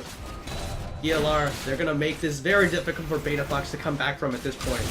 Here we go, Echo Time lands the Vault Breaker onto Mercury X. Mercury X uses the decoy to run himself out to safety, but now Arctic Bear— no, the Dress Line lands onto Mercury X. There's a beautiful Event Horizon. The Cyclone is not going to be enough. Shafty goes on a rampage as he blows to bits Arctic Bear. Voltron cannot save everybody this time. The first Nexus Tower goes down. Assault and Battery secures Voltron, and Guardian Shinobi gets condemned and taken out with 3 hits from Pro Shiznitz. Unstoppable Force used for style points as they take down the Nexus. PLR pick up their first win in OKLCS Season 4.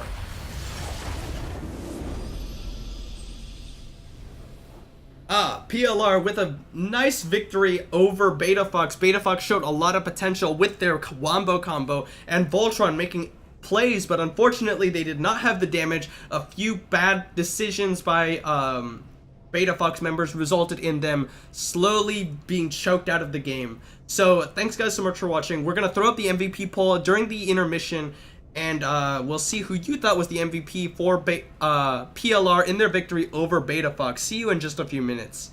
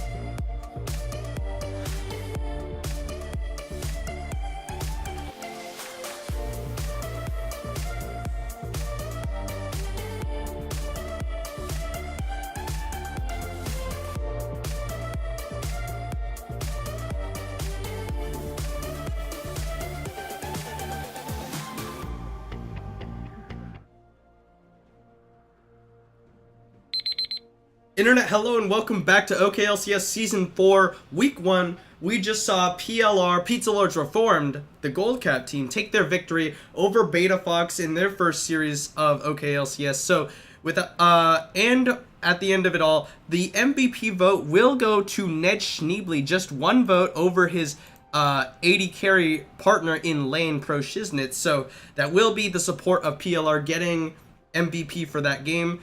So without further ado, we'll go into the third game of the night, which will be between Rise Gaming and Feed the Baron.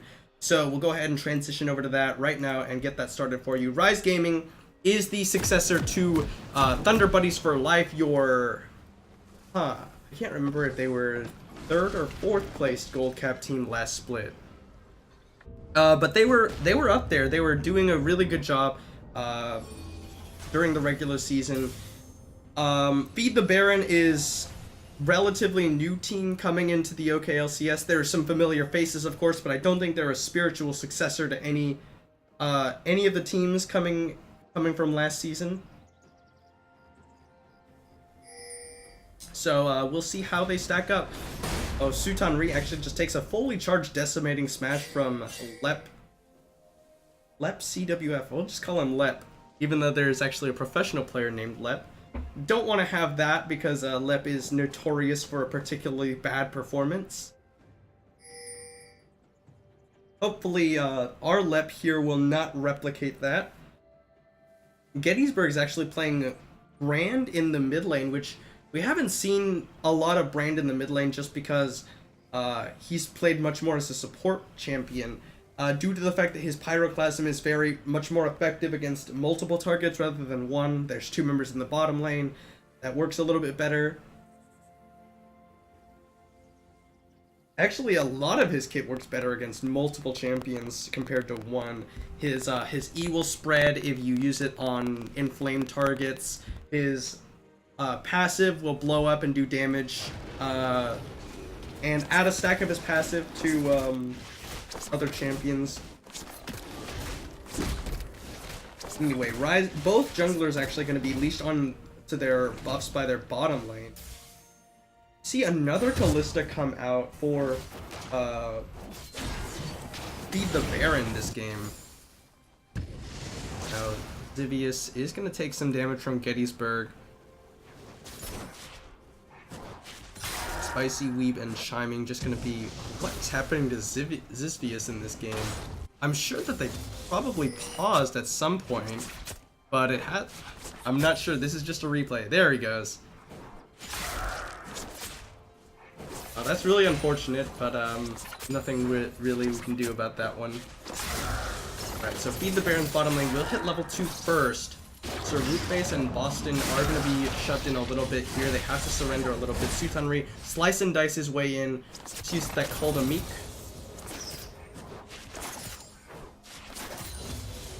Alright, Rise Gaming's bottom lane will finally hit their level 2 now.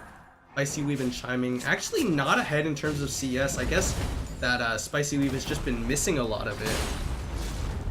Good decimating smash from Lep will stun up Sutanri a little bit. Lep will hit his level 3, but there's a level 3 from Sutanri. Nice dodge on the Roar of the Slayer, but he will take that knockup from the decimating smash.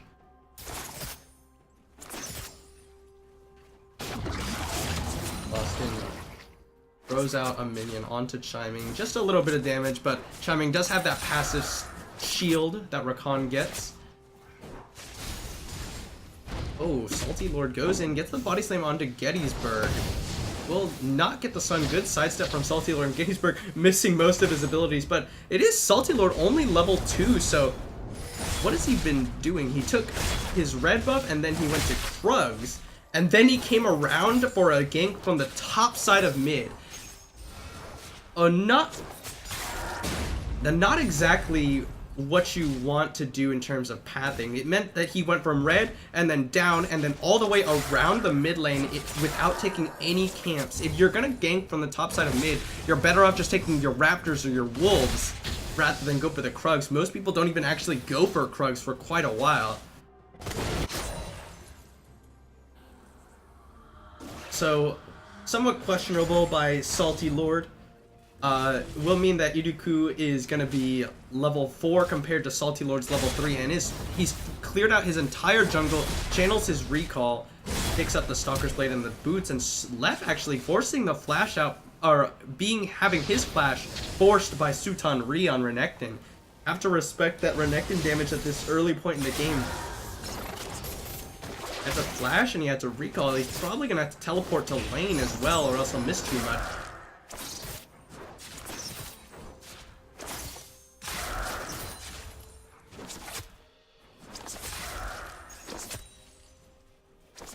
We'll see what's going to happen. Spicy Weave just throwing out those sentinels just to see if he can scout out where Salty Lord has been.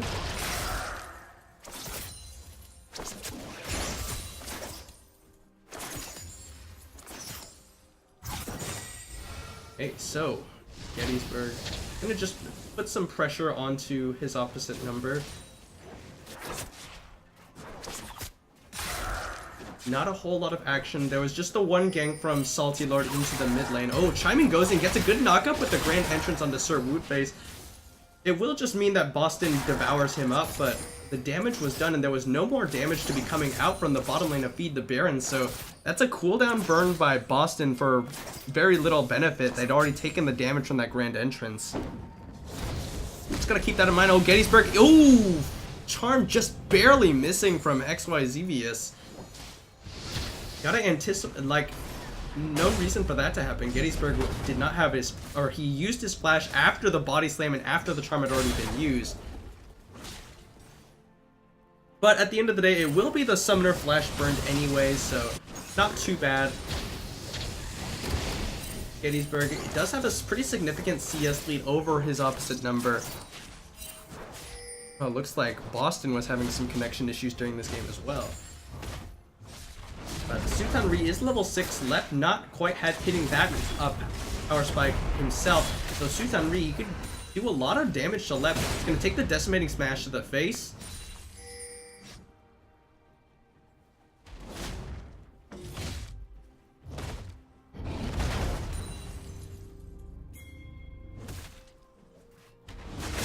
So what is going to be the next point of contention? Sutan Ri slice and dices in. He's going to put a lot of damage onto Lep, but doesn't have the cooldowns, doesn't want to commit his dominance to that kill just yet. Lep still not hit level 6 yet, but surely will hit it as this wave crashes into the tower.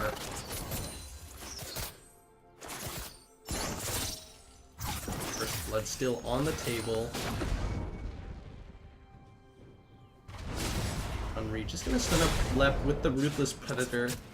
I mean, he does have the Grand Entrance available. We're going to go in for it. Doesn't land the knockup. He's just going to have to back himself away. Doesn't want to get devoured by Boston. Level 6 hit by both top laners now. Level 7 just now by Sutan Ri, but he takes a Decimating Smash. It probably means he can't really go for a dive. Especially with the Unstoppable Onslaught available.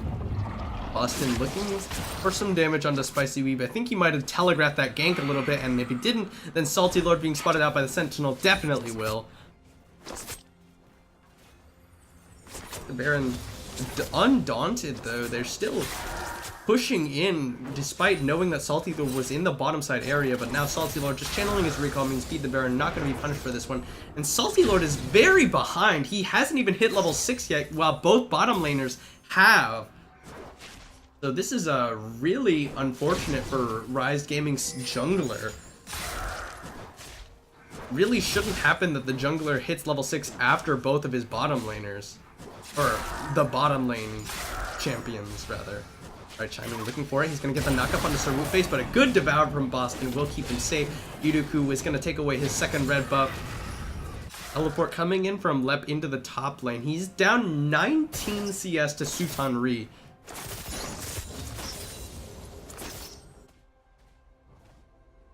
Sutan Ri just gonna come away, take away this control ward. And Lep just gonna try and put some damage onto him, but Salty Lord is in the area. Sutan Ri gonna slice and dice through him, get that armor shred. Salty Lord looking for the body slam, doesn't quite have the range. Not even, he's gonna just get a little bit of damage with that Q.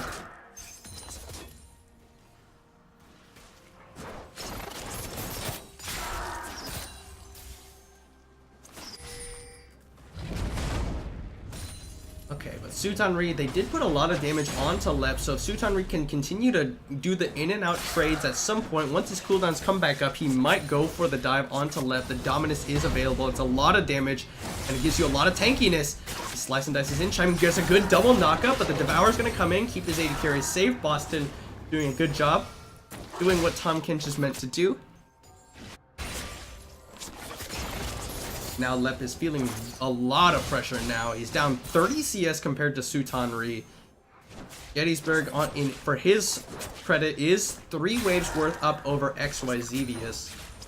Building the Catalyst, the Protector, so possibly either the Rod of Ages or the Hextech GLP.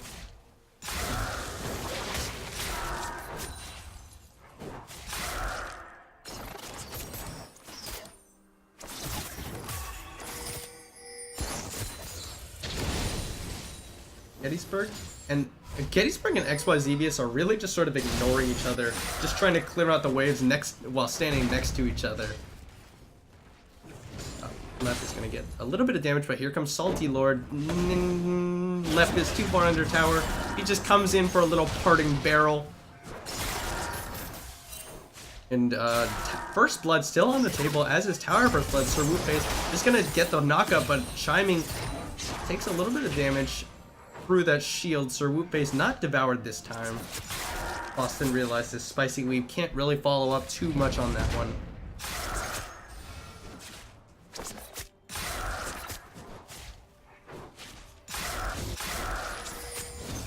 And yeah, so this has been a relatively boring game for so far, but XYZvius is making a run into the bottom lane, but as he sees the bottom lane and Feed the Baron back away, he just says, okay, forget it, I'm heading back towards the mid lane. Oh, but actually, XYZvius and Salty Lord going to be starting up on the Ocean Dragon. They might have given it away by attacking that Sentinel, and seeing Rise Gaming's bottom lane move up there, they probably know that it's happening there. Opting to just give that one away. Rise Gaming pick up the Ocean Dragon. Gettysburg, he's coming for a round. He flashes for the stun onto Sir Wuface, but Boston just devours and gets him out to safety. Iduku pops in Salty Lord, and First Blood actually goes to Gettysburg. Chiming was thrown in with the Fate's Call, didn't get anybody, but Feed the Baron will pick up a quick kill onto Salty Lord. Iduku has finished off his Cinderhold enchant. I'm not sure how, again, I'm not a jungler, so I don't know how Jungle Hecarim built anymore, but back, I knew that he went Trinity Force before he finished the Cinderhold. But the Cinderhold, not a bad option to go for if he just wants to be a bigger frontline for his team. He believes he has enough damage coming out from Spicy Weave and Gettysburg, so Cinderhold enchant earlier, not always a bad idea. So, and it definitely paid off. Iduku was able to get in there, not have to worry about getting blown to bits like Salty Lord did, as he's going for the Runic Echoes enchant on this Gragas, so he's not nearly as tanky as Iduku is right now.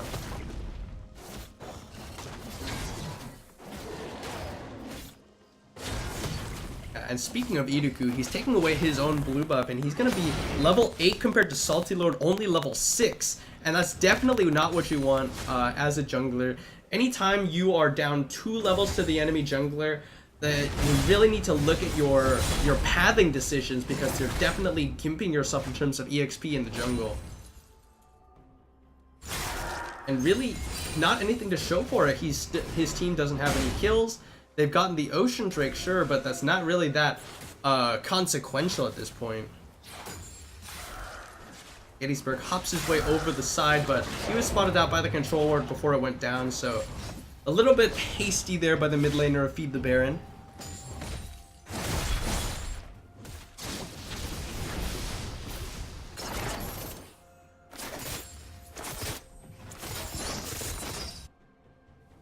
Alright, Salty Lord about to face check into Gettysburg, but this is a 2v1. Charm goes wide, Explosive Cast knocks him into the wall, but here comes Iduku, and Gettysburg blows Salty Lord up! That's exactly what we were talking about! The Pyroclasm is burning away, and XYZvius has to run himself out. Uses the Spirit Rush to get the safety, but he lost his jungler, and that's another death for in favor of Feed the Baron. There's a good knockup. It only lands onto Boston. The quickness used, but Sir Wuface good root onto him means he does not get charmed up. Boston gonna pop that great hell shield.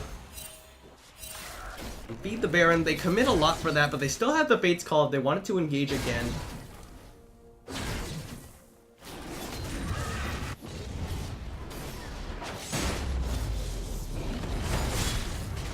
Lep is going to get stunned up by Sutanri's Ruthless Predator.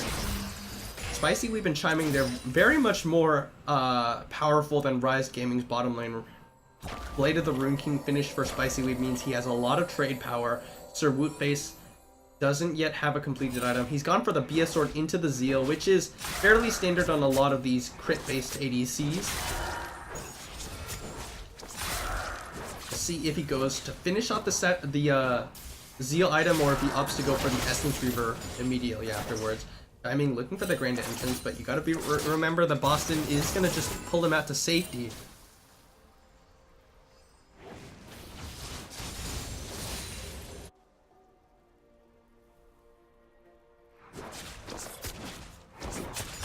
Alright, and Sutanri, he's got a very significant CS lead over Lep right now. 44 now at 15 minutes. Relatively close compared to that across the board, but Feed the Baron slowly pulling ahead in the other two lanes. And a huge lead for Iduku over Salty Lord. But we have Salty Lord up in the top lane. Not sure what he's doing up here. It's not like they're going to be able to dive the Scion, and they've attracted the attention of both Iduku and Gettysburg, and there's the Unstoppable Onslaught's going to root Sutanri into the air after the Decimating Smash. He's going to get stunned up. No, he misses it, but there's the Onslaught of Shadows. Doesn't fear up anybody, but Sutanri will slowly go down, or will he? He flashes away. He's running into the enemy side of the jungle. Explosive Cast has kept Salty Lord alive. Sutanri's just trying to see if he can get a slice and dice over into the Rift Hell Pit or back to safety towards XYZVS. Here they come. Iduku is going to barrel in. The charm misses. He's going to barrel in. No, the devastating charge has expired, and now he has to back away. Salty Lord now is the focus. Feed the Baron looking for him. He body slams himself over the side. Here comes Spicy. We've been chiming, however, but they're not able to get and engage onto the members of Rise Gaming. Gettysburg is going to get charmed up. He does land the Pillar of Flame. He actually flashes his way out, afraid of the tower shot. Now Rise Gaming's bottom lane, they're going to get some free time onto this tower. But here comes Chiming and Spicy Weeb, and just over the side Iduku, but he's spotted by the control ward, and means you're probably not going to be able to secure anything here. It's been a relatively slow game for a while now. Lep is going to try and put damage onto the top lane tower, but Sutanri is a big, scary crocodile. He's going to go and put some damage onto Lep, but he's got that Soul Furnace shield, and he is a tank, so not too much to punish him for yet. The Black Cleaver not yet done. Once Sutanri finishes the Black Cleaver... Oh, Flash Charm from XYZVS! The barrier comes out from Gettysburg, and he dodges away from all of the abilities! XYZVS with a really nice, clean solo kill onto Gettysburg.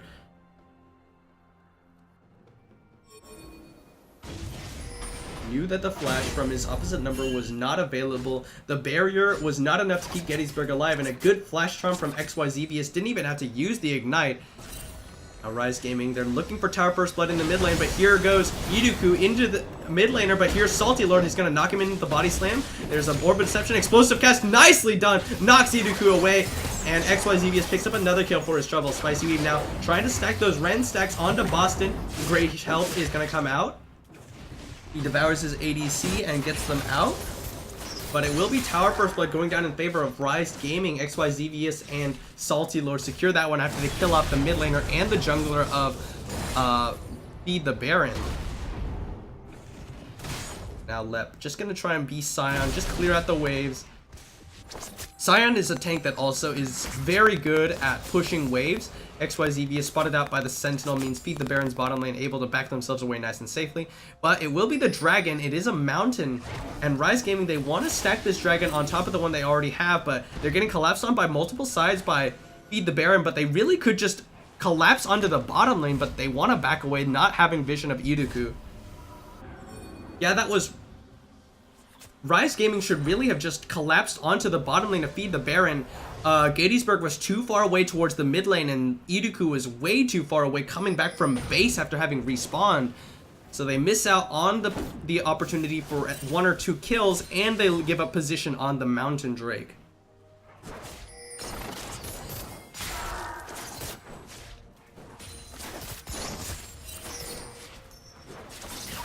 Go in, good double knockout, but the Devour means Boston pulls Sir Wootface out to safety. And that's what Tahm Kench does. Tahm Kench is a champion that really stifles playmaking because of Devour. Janna kind of does the same thing, except it's less about playmaking and more about disengage, but it really makes it difficult for the enemy team to do a lot. You have to have two forms of engage against Janna, and Devour is a really big tool for stifling the playmaking power of the enemy team. So Rise Gaming, with that Tower First Blood, they do have just a 400 gold lead. XYZ has handed off his blue buff.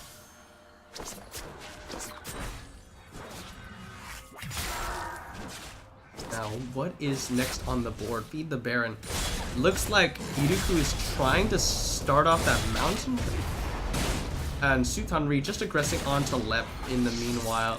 Sunfire Cape finished for Lep, but it is up against a Black Cleaver and a Tiamat for Sutanri. So Sutanri will win out in these trades, but Feed the Baron, they steal away the Mountain Drake.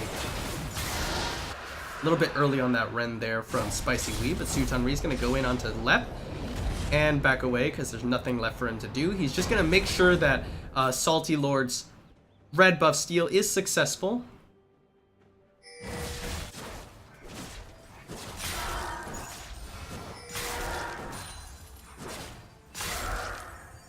Spicy Weave has not recalled since he finished off that Blade of the Rune King. The Essence Reaver finished for Sir Wootface, and this is the build order I really like on crit-based AD carries, where you go BF Sword Zeal and then finish your BF Sword item rather before you finish the Zeal item. That's personally what I think is the best build order. Rise Gaming gonna secure themselves the second tower of the game in the top lane. As Feed the Baron, they're trying to clear out this one in the bottom, but Sir Wootface gonna clear out the minions very quickly. Chiming gets exhausted, and he will probably go down for that one. Spicy Weave even having to flash away. They kill off Chiming, they lose the tower, but now Spicy Weave is probably gonna die here as Sir Wootface uses the Feather Storm, and it gets slowed up. Boston is looking for somebody who comes out, but Spicy Weave is gonna kite back under his tower, and he will make it out alive.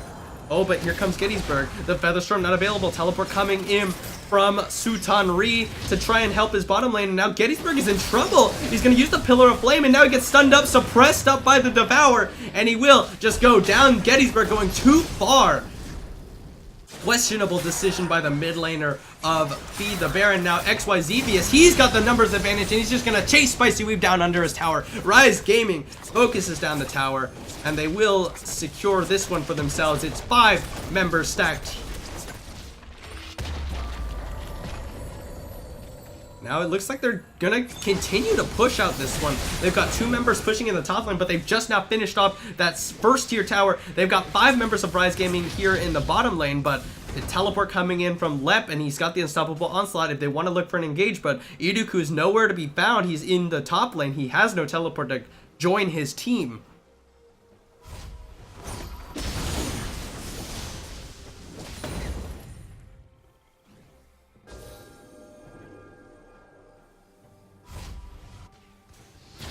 Alright, and Salty Lord, the Runic Echoes into a Ruby Crystal item. Not sure what that's going to be going into. Definitely going to be a tank item at the very least.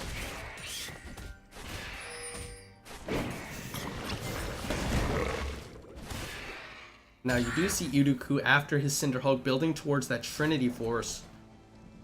Rod of Ages and Rylai's Crystal Scepter means Gettysburg is a little bit tankier than you'd expect from a lot of these mid laners nowadays. He's also got that perma-slow with the help of his passive burning away. The Runon's Hurricane finished off for Spicy Weave as well, means that he's hitting a very big power spike for Callista right now. He's got a big lead over Sir Wootface, but unfortunately for him, because of the reduced cost of crit items as well as the increased cost on Blade of the Rune King, he's actually only hit that 2-item power spike at the same time as Sir Wootface.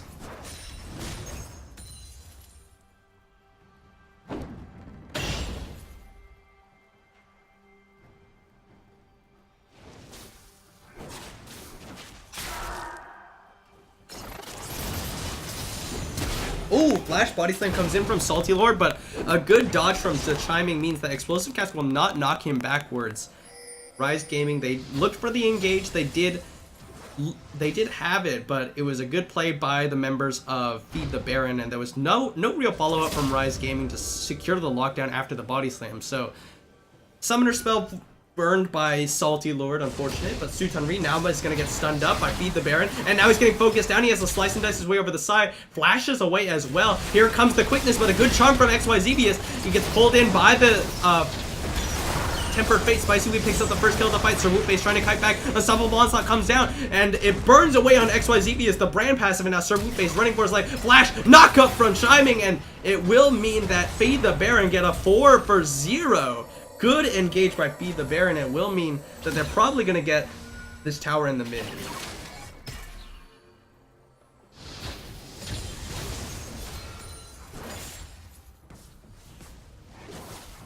With 5 members of Feed the Baron stacked up in the mid lane, Sutanri don't want to get too close there because it is 5 members against 1. They get that tower. They're not going to be able to, or will they? They're trying to push for the second tier. They do have a number of champions there doing damage to it. Sutanri does have the dominance if he wanted to go in, but they're not going to be able to stop this one. It's 2 towers quickly going down for Feed the Baron and a big swing in their favor. Now 3k gold in the lead as well as having tower advantage. Dragon spawning in about a minute. What is Rise Gaming's next play? They just lost a huge amount off of that play. Spicy Weeb just absolutely ripping through the team with that Runan's Hurricane. Chiming barely finishes his recall as Salty Lord comes in. Now Salty Lord seeing Iruku trying to take away his blue buff. Salty Lord with a little bit of an early smite there means Iruku will successfully smite away his own blue buff. XYZBS takes away his blue buff on the other side of the map. Spicy Weave taking away the red buff. We're just seeing all the buffs going down. Now Gettysburg finishing off the Haunting Guys, building into the Leandri's Torment. And Brand is a champion. Very good synergy with Leandri's and Rylai's Crystal Scepter due to his passive. As well as the fact that his AP scalings are not particularly high. His base damages, rather, are where most of his damage comes from, as well as a lot of percent health damage on his passive. Means that he synergizes very well with Magic Penetration on Haunting Guys and Leandri's. And he does very well with items that give him those artificial AP ratios, but the Mountain Drake goes down in favor of Rise Gaming, but now they're getting focused down by Feed the Baron. They do successfully get out all their members. But items like Leandri's, items like Luden's are very good on Brand.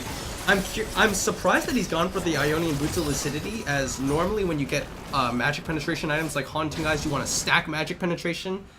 So you would normally get the Sorcerer's Shoes, but since he went for the Rod of Ages rather than the Morella Namicon, you're missing out on a little bit of that CDR, so the Ionian Boots of Lucidity, I guess, was necessary.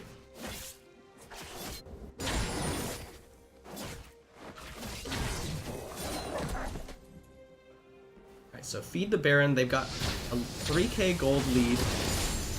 There's a lot of DCs during this game. Might want to have both of these teams look a little bit at their internet connections. Now, Rise Gaming, they are a little bit in the hole, but they do have the advantage of Xayah, one of the best scaling ADCs in the game, compared to Kalista, who really falls off as an ADC as the later the game goes on. Hecarim is going to become a monster. However, Hecarim and Gragas both become very strong hyper tanks. Renekton will definitely fall off compared to Sion. Sion is the hyper tank to end all hyper tanks due to his infinite scaling on Soul Furnace, which was also buffed on this patch. You get more HP per kill. So we'll have to see how well Feed the Baron needs to close out this game. Rise Gaming can definitely stall this one out a little bit. Leandri's Torment is finished on Gettysburg, and that means he will be shredding people, especially the tankier members of Rise Gaming, which, to be honest, are actually not all that tanky right now. You've only got pseudo-tank items in the form of Black Cleaver and Titanic Hydra on Sutanri's Renekton, and only the Dead Man's Plate in the form of tank items on Salty Lord, which is armor, and that's not going to help you at all against the Brand.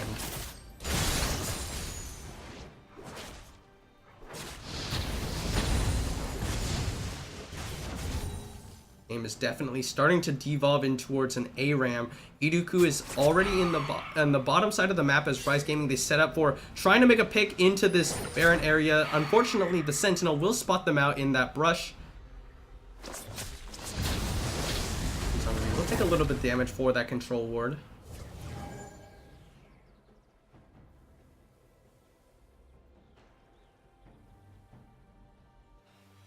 And we'll see things calm back down. Only 11 kills in this 30-minute game so far. A big swing in favor of Feed the Baron when they got that 4 for 0 and secured a lot of towers for it, but they haven't yet finished off anything. But now Feed the Baron are starting off the Baron. I sure hope that they don't die here and live up to their namesake, but they're definitely taking out very quickly, and there's no vision from Rise Gaming. It's going down. It's very low. Spicy Weave. Oh no! It's stolen by Salty Lord! How did you steal from a Callista? And now XYZBS picks off Spicy Weave. Iruku gets into the backline, but Sir Whoopface kiting back. They lose only one member. They lost Salty Lord, but Lep gets flashed on by XYZBS. He gets the blast cone over the wall. And Feed the Baron, they actually live up to their namesake. They throw the game at the Baron pit. It's stolen by Salty Lord. In spite of having the rend available for Spicy Weave, Iruku didn't even smite the Baron. Rise Gaming with a big swing in their favor. They get the Baron. They get a 4 for 1. And now that's a huge swing back the other direction. They pick up their tower. They get a 2k goldie. They might even be able to close out this inhibitor. Spicy Weave spawning in 1 second. He's live now. Unstoppable Onslaught not available, so they don't have their engage potential. But they do have the Baron buff. Minions crashing into that bottom lane tower as Sutan refocuses it down. His team comes to help him out with that one. They just back away. Now that's 6 towers to 4 and a 3k gold lead the other direction.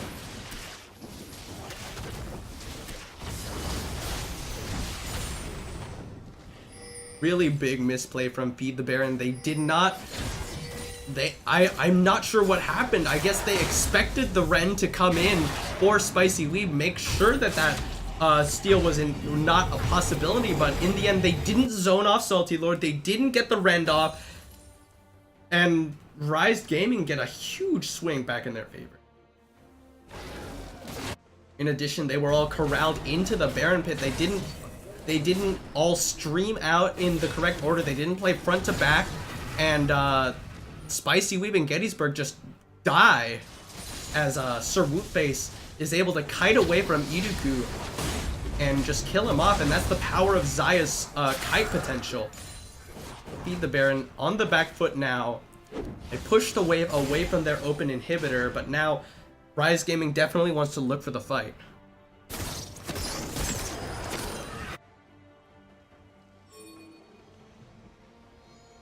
XYZ is 5, 1, and 2 on Ahri right now.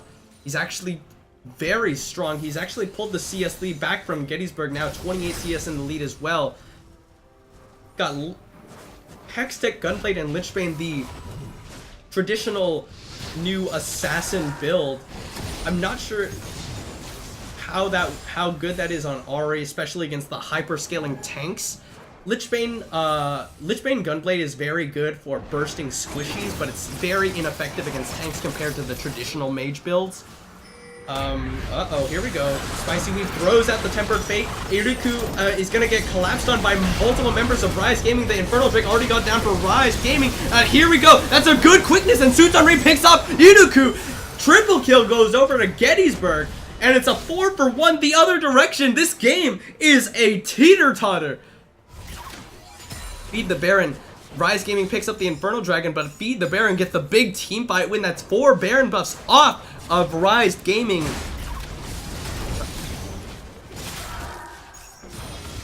And this time, Rise Gaming are the ones who get corralled into the Dragon Pit. Feed the Baron get a really nice engage with Chiming's quickness and Spicy Weave's Fate's Call.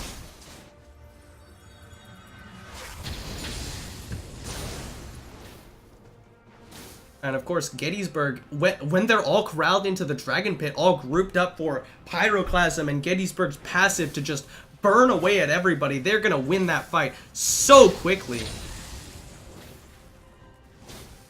But in spite of that, Feed the Baron unable to convert any objectives off of that one. They lost the Infernal Dragon, they got a team fight win, but they didn't get anything for it. So Rise Gaming actually in the end probably comes out ahead.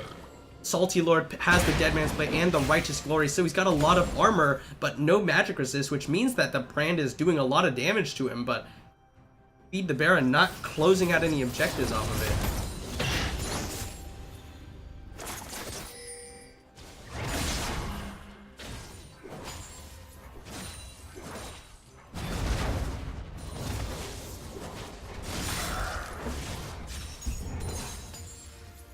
So we will see Feed the Baron now with 4 members stacked in the mid lane. Iruku is still farming up his jungle. He has himself a Trinity Force and a Righteous Glory to go with that Cinder Hulk, so he will have a lot of engage potential. He can run in very quickly. But he has just been getting kited back by Sir Rootface, playing excellently on this Saya after the first 2 deaths. He's got triple crit item as well as a Last Whisper, which will go a long way towards his ability to shred through basically everyone on Feed the Baron. He does not have that. Oh, Charm lands, and that's going to be a lot of damage going down onto Gettysburg, but the Pyroclasm comes down. He gets shut down as Sir Whoopface takes him out. I don't know what Gettysburg flashed into, but there's a Charm landing on a Spicy Leap. Sir Whoopface is going to get jumped on by Iruku here. Exhaust goes down, and Sir Whoopface trying to kite back. There's the Charm landing, but he will go down at the end. Salty Lord finally goes in and gets onto Iruku. Leps goes in with the Unstoppable Onslaught. Spicy Leap flashed himself over the wall. Explosive cast used. Spicy Leap gets knocked into the wall, and now he's trying to kite back, and Chiming is going to get in. Tempered Fate knocks him up, and there's a Decimating Smash. Chiming gets him, and Spicy Leap lives! 3 for 2 in favor of Feed the Baron. That Wolf is interrupting their recalls, and Suitonri getting some alone time with his tower. He's looking for the inhibitor. He will get the tower in the end, but will he be able to get the inhib, or will he be able to get out as Spicy Leap tries to chase him down? No, Spicy Leap goes for the minion wave. And Feed the Baron, they get a team fight win, but they lose an inhibitor tower. Now there's a big wave that's crashing into that top lane. Gettysburg actually flashed forwards in that fight, trying to see if he could cut out XYZ before he went down. But that means that his flash is not available for the next fight. It's definitely not worth it. And now what will... Iruku has a Jaurim's Fist. Looks like he's building towards the Sterax Gauge, which synergizes well with Trinity Force as well as other tank items. I guess that would make sense. He's a little bit lacking in terms of CDR outside of that Trinity Force, though. Spirit Visage or maybe even Abyssal Mask or Adaptive Helm would be very effective.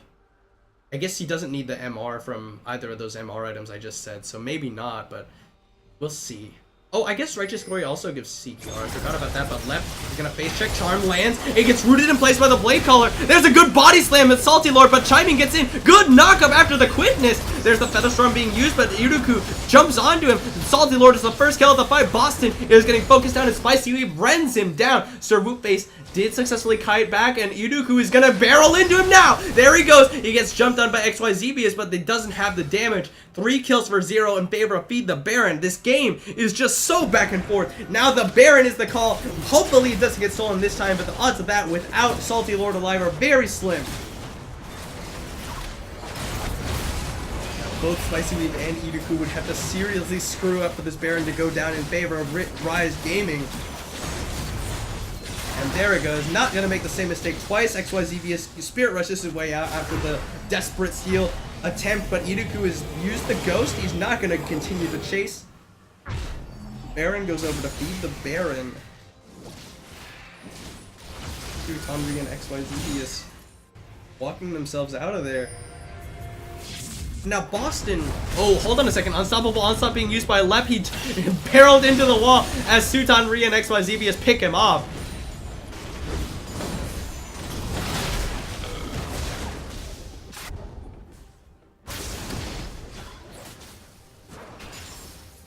Alright, so Boston's build on Tahm Kench is not necessarily something I would suggest. He has a Locket and he has a Gargoyle Stone Plate, both of which scale The stone plate scales with your bonus health, the locket scales with your bonus health, but neither of them actually give any bonus health. They both give resistances. So it's not as effective to build either of those two items without any actual HP items. He has the Face of the Mountain and the Ruby Sightstone for sure, but I think a Knight's Vow would go a long way towards making those items significantly more effective. Alright, Rise Gaming starting off the Elder Dragon Explosive Cast will not Gettysburg into the wall. The exhaust goes down. He's used the Pyroclasm, and Sir Whoopface is kiting back. He used the Feather Storm, but Gettysburg made it out alive. But Iruku, Onslaught of Shadows out, and Spicy Weave is on a rampage. He's kiting onto him, and Sir Whoopface is going to go down as well. A really good quickness used by Chiming, and Spicy Weave now focusing onto Sutan Ri. The Redemption comes across. XYZ is gonna land the charm on the Spicy Weave, and he gets shut down. Unstoppable outside will barrel in, and he takes out XYZ as both top laners are the only remaining members alive for their respective teams. Salty Lord having a really rough game. 1, 8, and 9.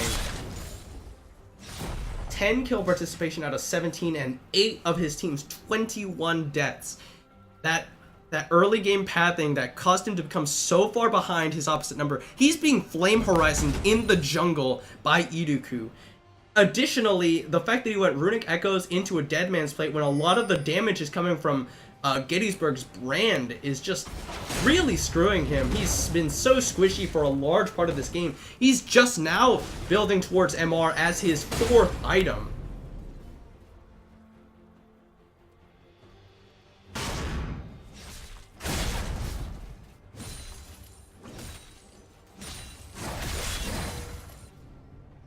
Okay, so the Elder Dragon is on the table. Feed the Baron. The Knight's Vow from Chiming is being used onto his ADC. Spicy Weave has been doing a really good job in these fights. Just got a little bit too close to XYZBS in that last one.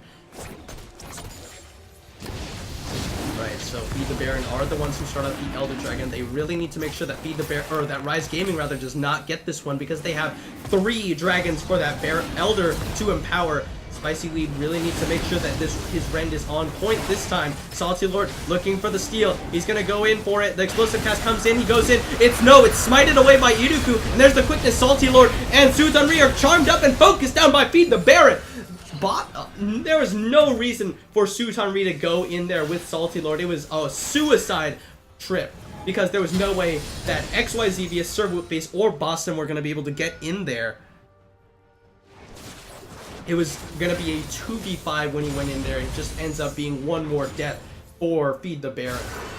And here we go. Summoner Ghost and the Right Explorer popped by Iruku. He barrels into XYZ. Spirit rushes his way out. There's the knockup onto Boston. There's the good Feather Storm. It's going to catch Leps under tower. But Feed the Baron, they successfully zoned him away from the tower. And they get the inhib as well. Feed the Baron. They have the Elder. And there's a big minion stacked up in the bottom lane, but they might just look for the end here. Sutan Ri still 17 seconds from living. Salty Lord up in 5. The Redemption going to come across to top them all off, as well as give them the Ardent Sensor buff that Chiming does have. There's the second Nexus Tower going down. This might be it. Feed the Baron. They need to focus onto the Nexus, or at least try and stop them. Gettysburg's taking out Salty Lord as they kill off Iruku, but it doesn't matter. Feed the Baron will take down Rise Gaming in their first game of the OKLCS. That game was very back and forth, but in the end, Feed the Baron, they get the successful push after the Elder Dragon, Sutan Ri and Salty Lord going into on a suicide mission into that pit. And that'll be it. So Feed the Baron will take the win over Rise Gaming. We'll throw up the MVP poll during the intermission. So let us know who you thought was Feed the Baron's MVP. And we'll see you in just a few minutes.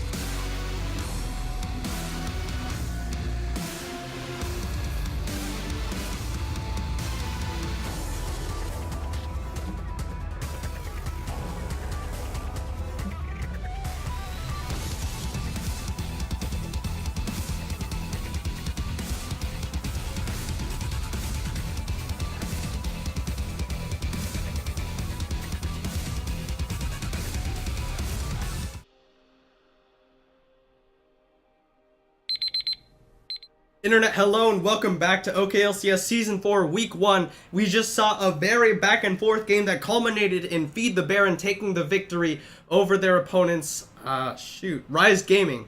Yeah, that's who it was. Anyway, we'll take a look at the MVP poll, and not a lot of votes going in, but it looks like it's going to be a tie between Gettysburg and Spicy Weeb, the mid and ADC of Feed the Baron. So we'll go ahead and give them both that half MVP credit for this week. And then we'll go ahead and get into our next game of the night, which will be between TLP, Taste Like Purple, and Gecko Slammed Armageddon. Go ahead and get into that without any further ado. TLP are your third place gold cap team from last season. Gecko Slammed Armageddon, on the other hand, they are what I'm assuming to be the sister team of Gecko Slammer Armageddon, previously of Diamond Cap, now currently in Platinum Cap. So both of them are semi-veterans to the OKLCS. TLP has changed up at least a couple of their members since we last saw them. So let's see how this game will go. On the side of Gecko Slammed Armageddon, GSM looks like they've drafted a very heavy Amplify the Kog'Maw composition with both Nunu and Lulu in their arsenal to amplify that Kog'Maw. Jarvan and Ari not really fitting with that team comp, but they're strong, versatile picks in any situation. So while they might not amplify the Kog'Maw anymore, they will be beneficial to the team in their own right. On the other side, Taste Like Purple, they have kind of a what appears to be a Wombo focused composition. You have Rakan, who can deliver the ball very effectively with the quickness and with the grand entrance. Silver Spade will be responsible for making sure that Toe Knuckle's Shockwave can go off effectively. Follow that up with Rupture or Curse of the Sad Mummy from Kenokian or Panther. Could be a very deadly combo with this composition.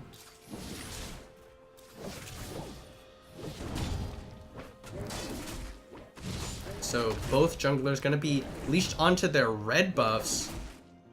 And this is actually really smart by the bottom lane of GSM. They've faked a leash onto the blue buff so that it's harder to track where Daddy's Milk is starting. And that probably means that, Panther's heading up to his blue buff to make sure that it hasn't been stolen. And actually he'll see as Daddy's Milk heads in to try and steal that one.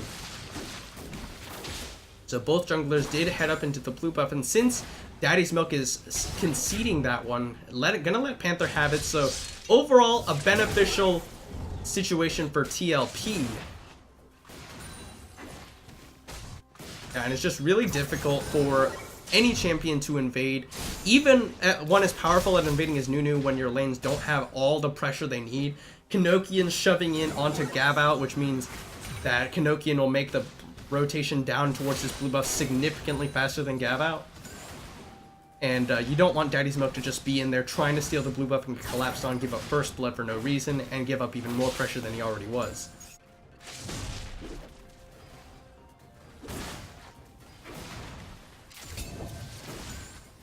So Elzacco69 or I Heart Michael. I'll find shorter things to call them by. TLP, their bottom lane starting to slowly push in towards GSM's bottom lane as that wave is starting to build up. Vixel taking a little bit of damage from Toe Knuckles, who command protects to dodge away from that Orb of Deception damage. And Kenokian just continuing to shove in onto Gav-Out. Cho'Gath in the top lane does have fairly good pushing power.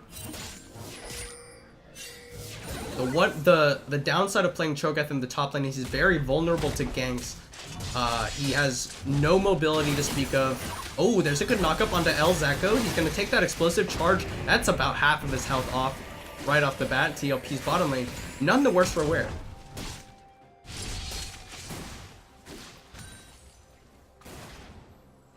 We'll just see it slow down a little bit. Both of these junglers are more farm oriented than anything. Nunu doesn't have superb ganks because all he's really got to offer is a slow. You need to have CC from your laners for it to really work, or you need the enemy to be very pushed up. And Panther, on a Mumu, you can have very good ganks if you have you get that Banish Toss in, but more than likely he's just going to power farm, try and get his way to 6 so he can use that Curse of the Sad Mummy for a more effective and more reliable game. Interesting choice by El Zacco. He's gone for the Spell Thief's Edge start on his Lulu, whereas that used to be the standard, but because of the sheer strength of Ancient Coin, a lot of people have opted just to go for Ancient Coin on a lot of the enchanters like Lulu, like Nami, like Sona, who might have normally gone for the Spell Thief's Edge. Ancient Coin's upgrade is so powerful, it gives you a lot of gold generation. And due to the fact that GSM is getting shoved under their tower by Danny Phantom and Silver Spade 10, he's really not able to make use of the poking power of Spell Thief's Edge, so it's just really inefficient. Silver Spade going to go in, take some damage for his troubles. Not really, though, because of the shield. He's actually going to get some shields on. There's the Polymorph onto Danny Phantom, and they trade about evenly in terms of ADCs, but oh, hold on a second, because here's Panther, and there's a Flag and Drag out from Gav out. Panther actually Banish tosses in, but this is not where you want to go. Takes a couple of tower shots for his trouble. Here comes Daddy's Milk, and Silver Spade just takes the battle dance out towards his teammate. Well, Pixel hits the level 6. He goes in onto Toe Knuckles, but he's out of mana. In spite of having that level lead, he hit level 6 before Toe Knuckles did, but Toe Knuckles had the mana ready. Pixel not able to close out a kill because of it.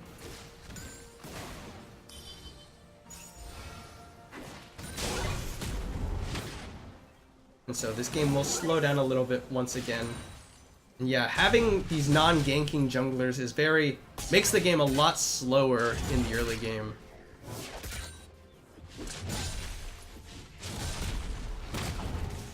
Sure will knock up Gav out. Nokian is going to miss some of that CS while it's sitting there under the tower.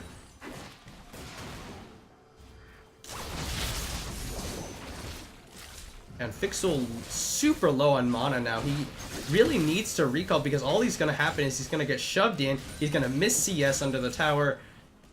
It's really not very good mana management by Fixul because Toe Knuckles is sitting at a very comfortable amount of mana. Has the shove now onto Fixul and will slowly build up a lead because of it.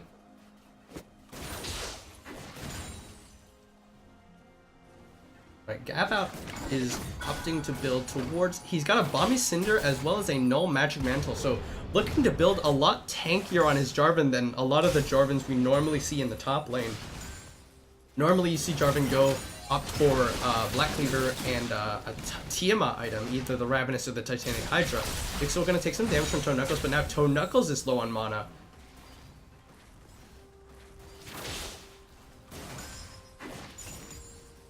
But Gav opting to go for a tankier build on this Jarvan, which their GSM is putting all of their eggs into the I Heart Michael basket. They're building a very supportive team composition as well as a full tank Jarvan just for him. Gives him that little bit of attack speed with that Demacian standard, I suppose. So I guess in a way that does benefit the Kog'Maw build, or Kog'Maw composition. But if that Kog'Maw ever gets into a bad situation, then they're going to be severely lacking in damage for the rest of their composition. TLP's jungler comes in, throws a bandage toss, doesn't really do anything with it.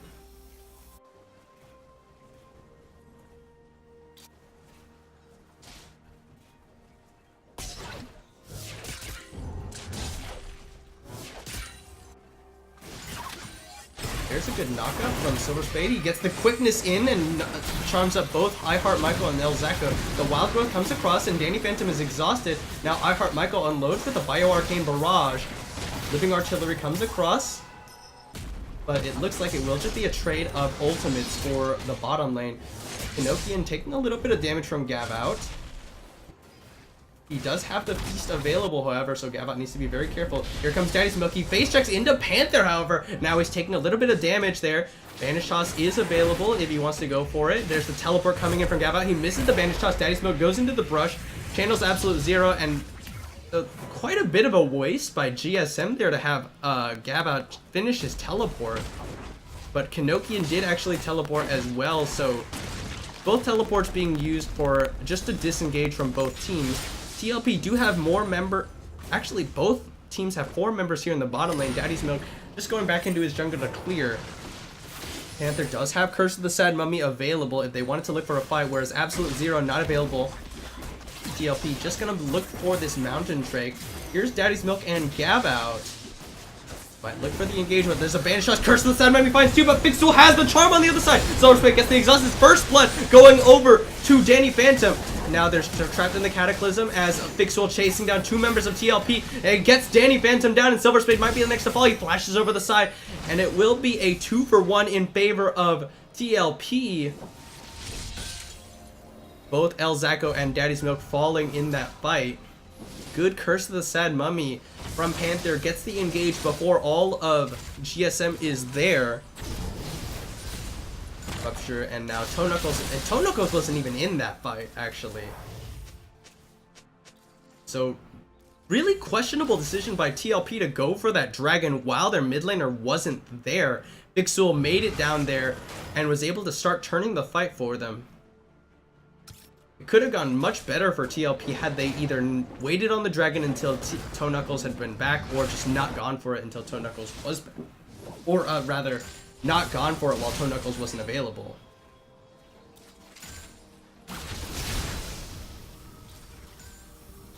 Fixul with the Sork Shoes and that Lost Chapter.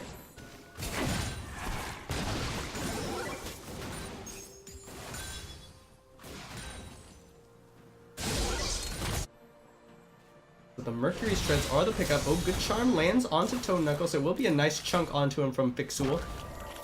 Gabot has the Mercury Shreds now building towards that Bomby Cinder we were talking about.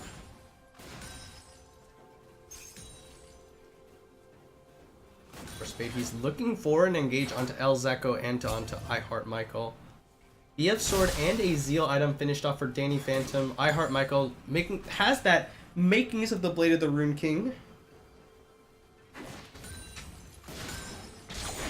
So goes into the Spirit Rush. Charm lands on the Toe Knuckles, who instantly cleanses it away. Fixul uses the Spirit Rush, forces the Summoner and the Flash away from Toe Knuckles.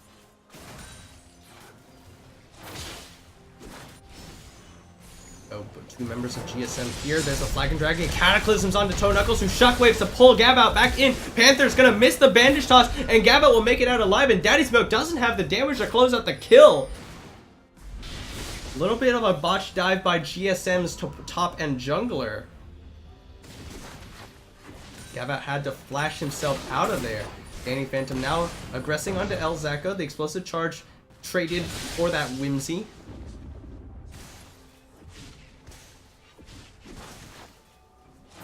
GSM's bottom lane feeling a little bit of pressure. There's Silverspade going in with the quickness. He charms and knocks up I Heart Michael. Battle dances out onto Danny Phantom, who puts a lot of damage with that explosive charge onto I Heart Michael. Wild Growth is still available, so Danny Phantom can't quite go for this dive just yet.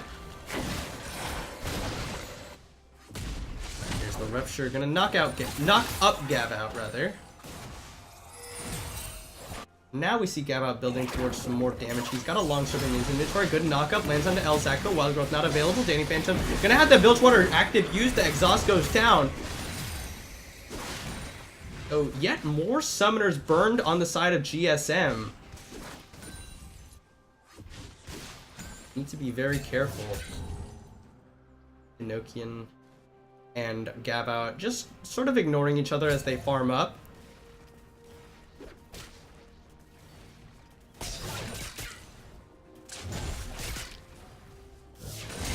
Oh, here we go. Gabot going in with a Flag and Direct because here comes Daddy's Milk. Enochian is getting slowed up. Flash for the Absolute Zero slow, but the Rupture will knock out both members of GSM. Cataclysm not available, and they expend a lot, but they don't get anything for it. Enochian didn't even flash.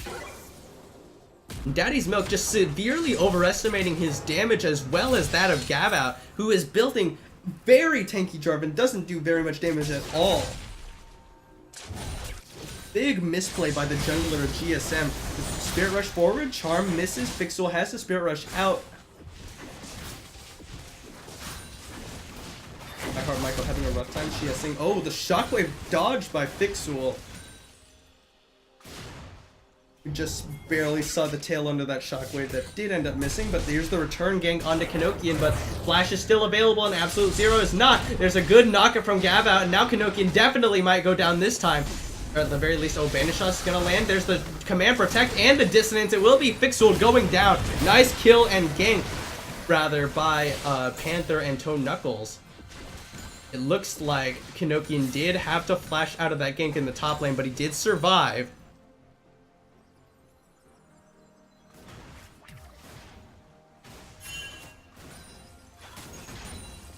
Now we'll just see teams sort of start to fall back into their farm playstyles. Michael, in spite of being shoved under tower the entire game, doing a good job keeping up in terms of CS. This Mountain Drake that spelled disaster for both of these teams last time will be started up by Taste Like Purple. Daddy's Milk comes in and he walks himself right back out. He can't get into the pit safely. They go for that Consume Smite Steal.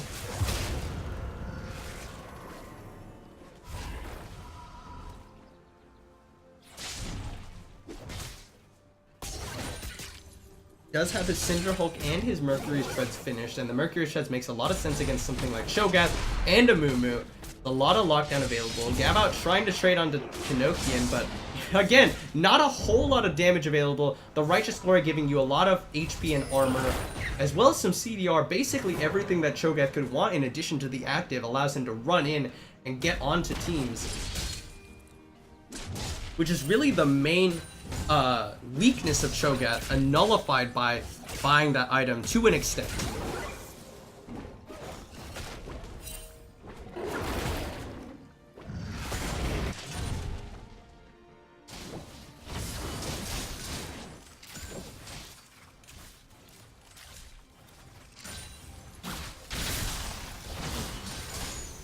Alright, but Toe Knuckles, he's accrued just the tiniest bit of CS leads over Fixul, 126 to 102. Kanokian gonna feast onto a minion, not expecting to need that cooldown for a while. I don't think he anticipates being able to solo kill out on Gav out, so he will just take the free stack when he can get it.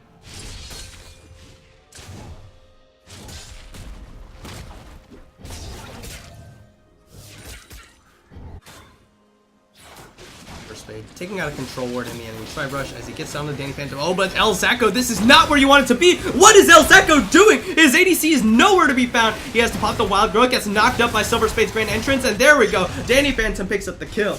Now Kanokian is between towers looking at Gav out. Curse of the Sad Mummy will root in place. Michael flashes out to safety. Daddy's Milk uses the Absolute Zero, and he actually dies to the explosive shot on the backside. Danny Phantom picks up her third kill of the game. Taste Like Purple come out very far ahead in that bottom lane scuffle. Zacco, no reason for him to come forward when TLP could just collapse on him while his ADC is nowhere to be found. On the other side of that wall, TLP will pick up 2 kills as well as Tower First Blood in the bottom lane. Yeah, and meanwhile, it looks like Gavat was forced away by Kanokian, just now proxy farming in between the towers so that his wave can crash into that one in the top side.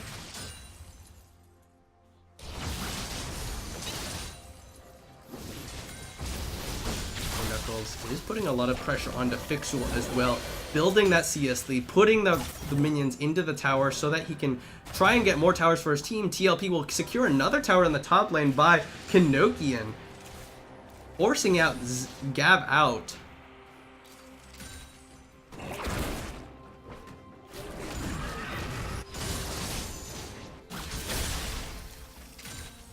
Fixul just trying to clear out the wave as best he can. The Blade of the Rune King finished off for Michael, but on the other side, Danny Phantom has Infinity Edge, Zeal, and finished boots compared to only the Blade of the Rune Kings and partial boots on Michael's side. Tristana will be doing a lot of damage come late game. Not comparable as much to a Kog'Maw, of course, especially in not one empowered by Nunu, Lulu, and to a lower extent the Jarvan with the Demacian Standard, but there's a lot more damage from other sources coming out from TLP. Now Daddy's Milk and Gav out contesting that Scuttle Crab, but it will be smited down by Panther. Surprising that Daddy's Milk was not able to feast it, or not feast it, but consume it. There's a lot of those eating abilities in this game, both of which can be used to help secure major objectives like the Baron and the Dragon. Oh, now this is interesting. Kenokian, after his Righteous Glory, is building a Tiamat into the Titanic Hydra. Now this is not something you normally see on Shogath, just because yes, you auto for sure in order to use your oh boy, never mind, because Panther gets in with the bandage toss on the Fixul. Gabao actually knocks him up, and there's the Cataclysm Curse of the Sad Mummy. Shockwave will come in and pull in Gabao as Panther flashes out of tower range. Daddy's Milk was being held up by Silver Spade. With the quickness, and Daddy's Milk is going to go in, throw a snowball onto Danny Phantom. But they've lost their mid laner. Toe Knuckles committed the command Shockwave onto that one. Gabao still very tanky. Rupture's going to knock up Daddy's Milk TLP. They don't have the minion weight to continue the push onto this mid lane tower. They have 5 stacked compared to the 4 remaining members of GSM.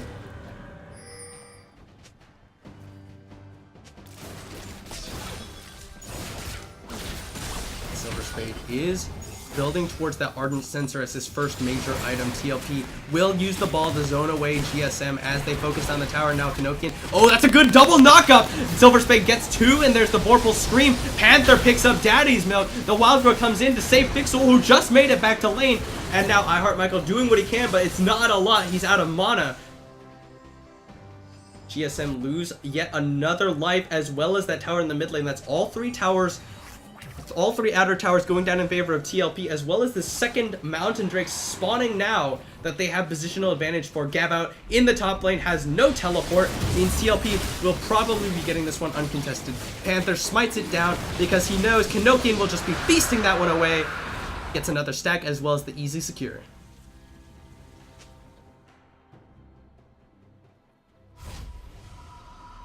Yeah, and now the Ardent Sensor finished off for Silver Spade. Tristana will be doing quite a bit of damage. The Abyssal Mask as well finished off for Panther, so he's actually putting out a surprising amount of damage with that Abyssal Mask amplifying Amumu's natural high percent health damage, as well as the Cinderhold. Daddy's Milk takes away his own blue buff. Not gonna hand it over to Fixul.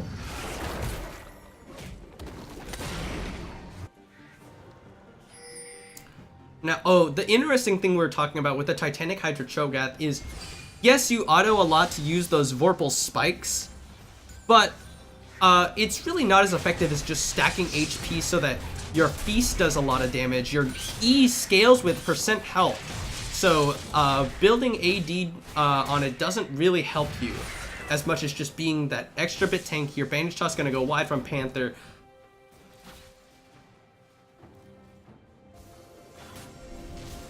Silver Spade denying vision in the enemy red side jungle. Panther might face check into some members of GSM, but they don't opt to engage onto him. Charm is gonna land, but here comes Kenoki in the Rupture. Oh, they lock up Fixul! They feast him down, and Danny Phantom crits him to death. There's a good bit of damage going down. Shockwave pulls in 2. GSM is unloading a lot of damage, but iHeartMichael unable to continue to auto. He's already gotten 2, but it's a triple kill for Danny Phantom. Daddy's Milk is now trying to do what he can, but iHeartMichael is putting down a lot of damage. He Buster shots him out, Danny Phantom. Now they're gonna focus onto this tower. TLP get a 3 for 2 as well as this inner tower for themselves. And what looked like it was going to be a good fight for TLP doesn't go quite as well as they'd hope. They do win it, but iHeartMichael, you're seeing this Kog'Maw comp start to come online if they can continue to play it correctly. However, unfortunately for them, TLP, they do have the inside track onto this mid lane, or this top lane outer. Kenoki gonna tank tower aggro, but that's a big wave, and Danny Phantom gonna rip through the tower. 5 towers to 0 in TLP's favor now.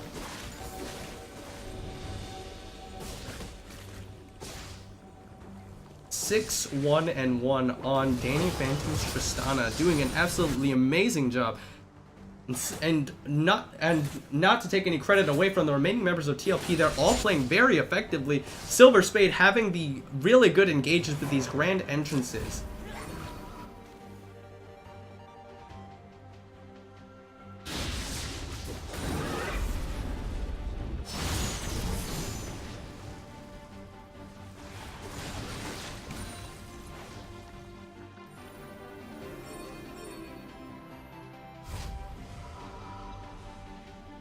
Now GSM, they're really starting to flounder now. It's 5 towers to 0.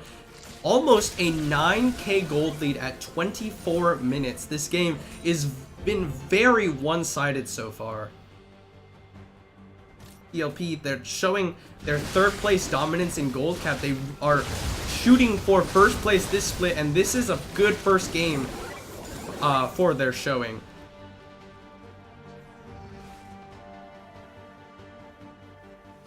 TLP, they slow down on the aggression just a bit. They push out those sideways. It looks like Toe Knuckles heading off to pick up his own blue buff.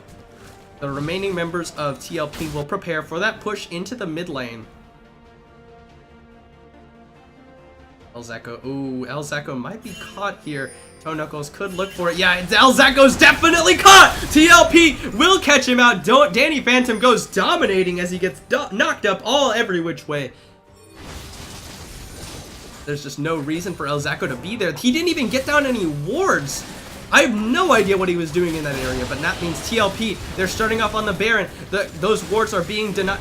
Again, why are teams attacking the wards when they're already disabled by the control? It will be Baron secured by TLP. Daddy's Milk almost got in to steal it. Danny Phantom actually rocket jumps his way into the enemy team. Probably not advisable as his team couldn't follow, but will make it out alive. GSM too scared to continue chasing him.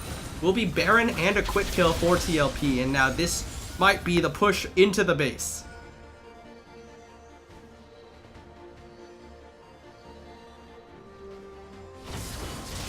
Alright, TLP, that's the Orb of Deception down, which means that they will get a lot of free time with this tower. Just blows to bits at the hands of Danny Phantom's explosive charge. Rupture goes wide. Silver Spade moves forward just to threaten the engage. Dodge away from the Orb of Deception with the second battle dance, and the inhib goes down, no problem.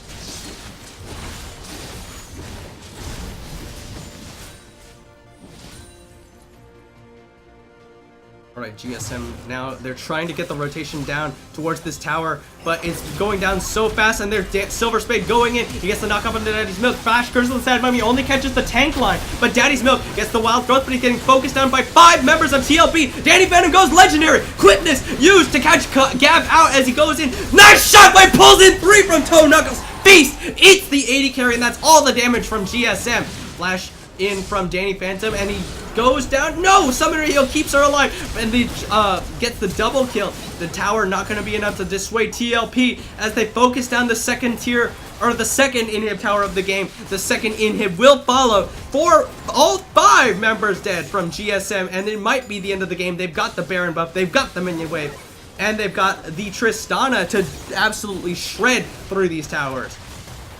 First Nexus Tower will fall, and TLP will secure their first victory in a very decisive win over Gecko Slammed Armageddon.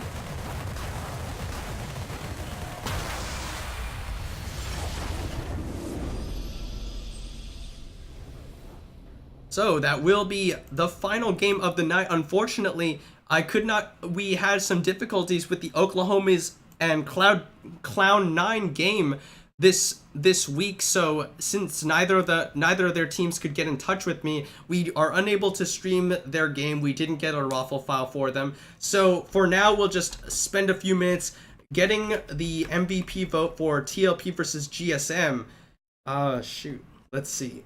We've got Kinokian, we've got Panther 553212, if I'm not mistaken. That number I just put in off of memory, so I hope that that's right.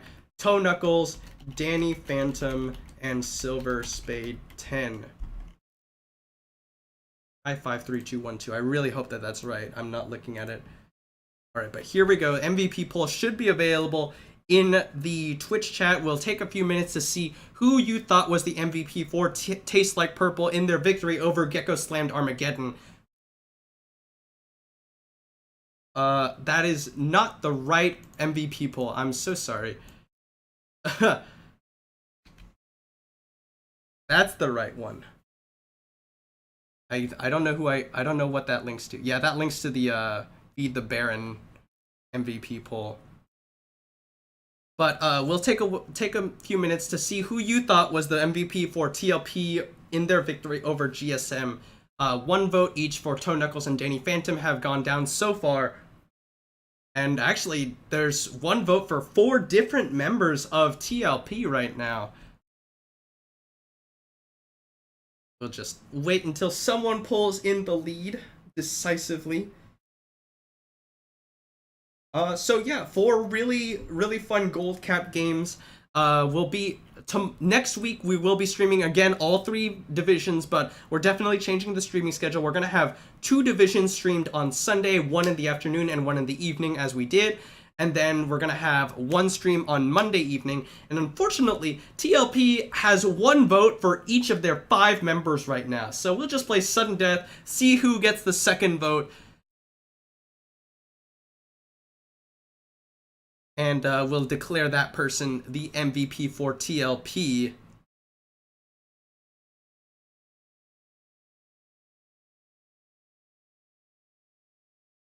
It's a team effort. It is a team effort, but unfortunately, we can't have 5 people get MVP. At most, I want it to be 2. And there we go. 1 vote extra goes over to Silver Spade 10. So Silver Spade, dang it. Just before it ended, Silver Spade 10 and Danny Phantom each get a second vote. So we'll give both of them their MVP votes for that game. And that'll conclude the stream for us today and for this week. Week 1 is officially over. I hope that you enjoyed the streams. As I said, next week we will stream all 3 divisions yet again. 2 streams on Sunday, 1 stream on Monday. Thank you guys so much for watching, and I'm beat after this week. So hopefully we'll get the other stream team on board next week.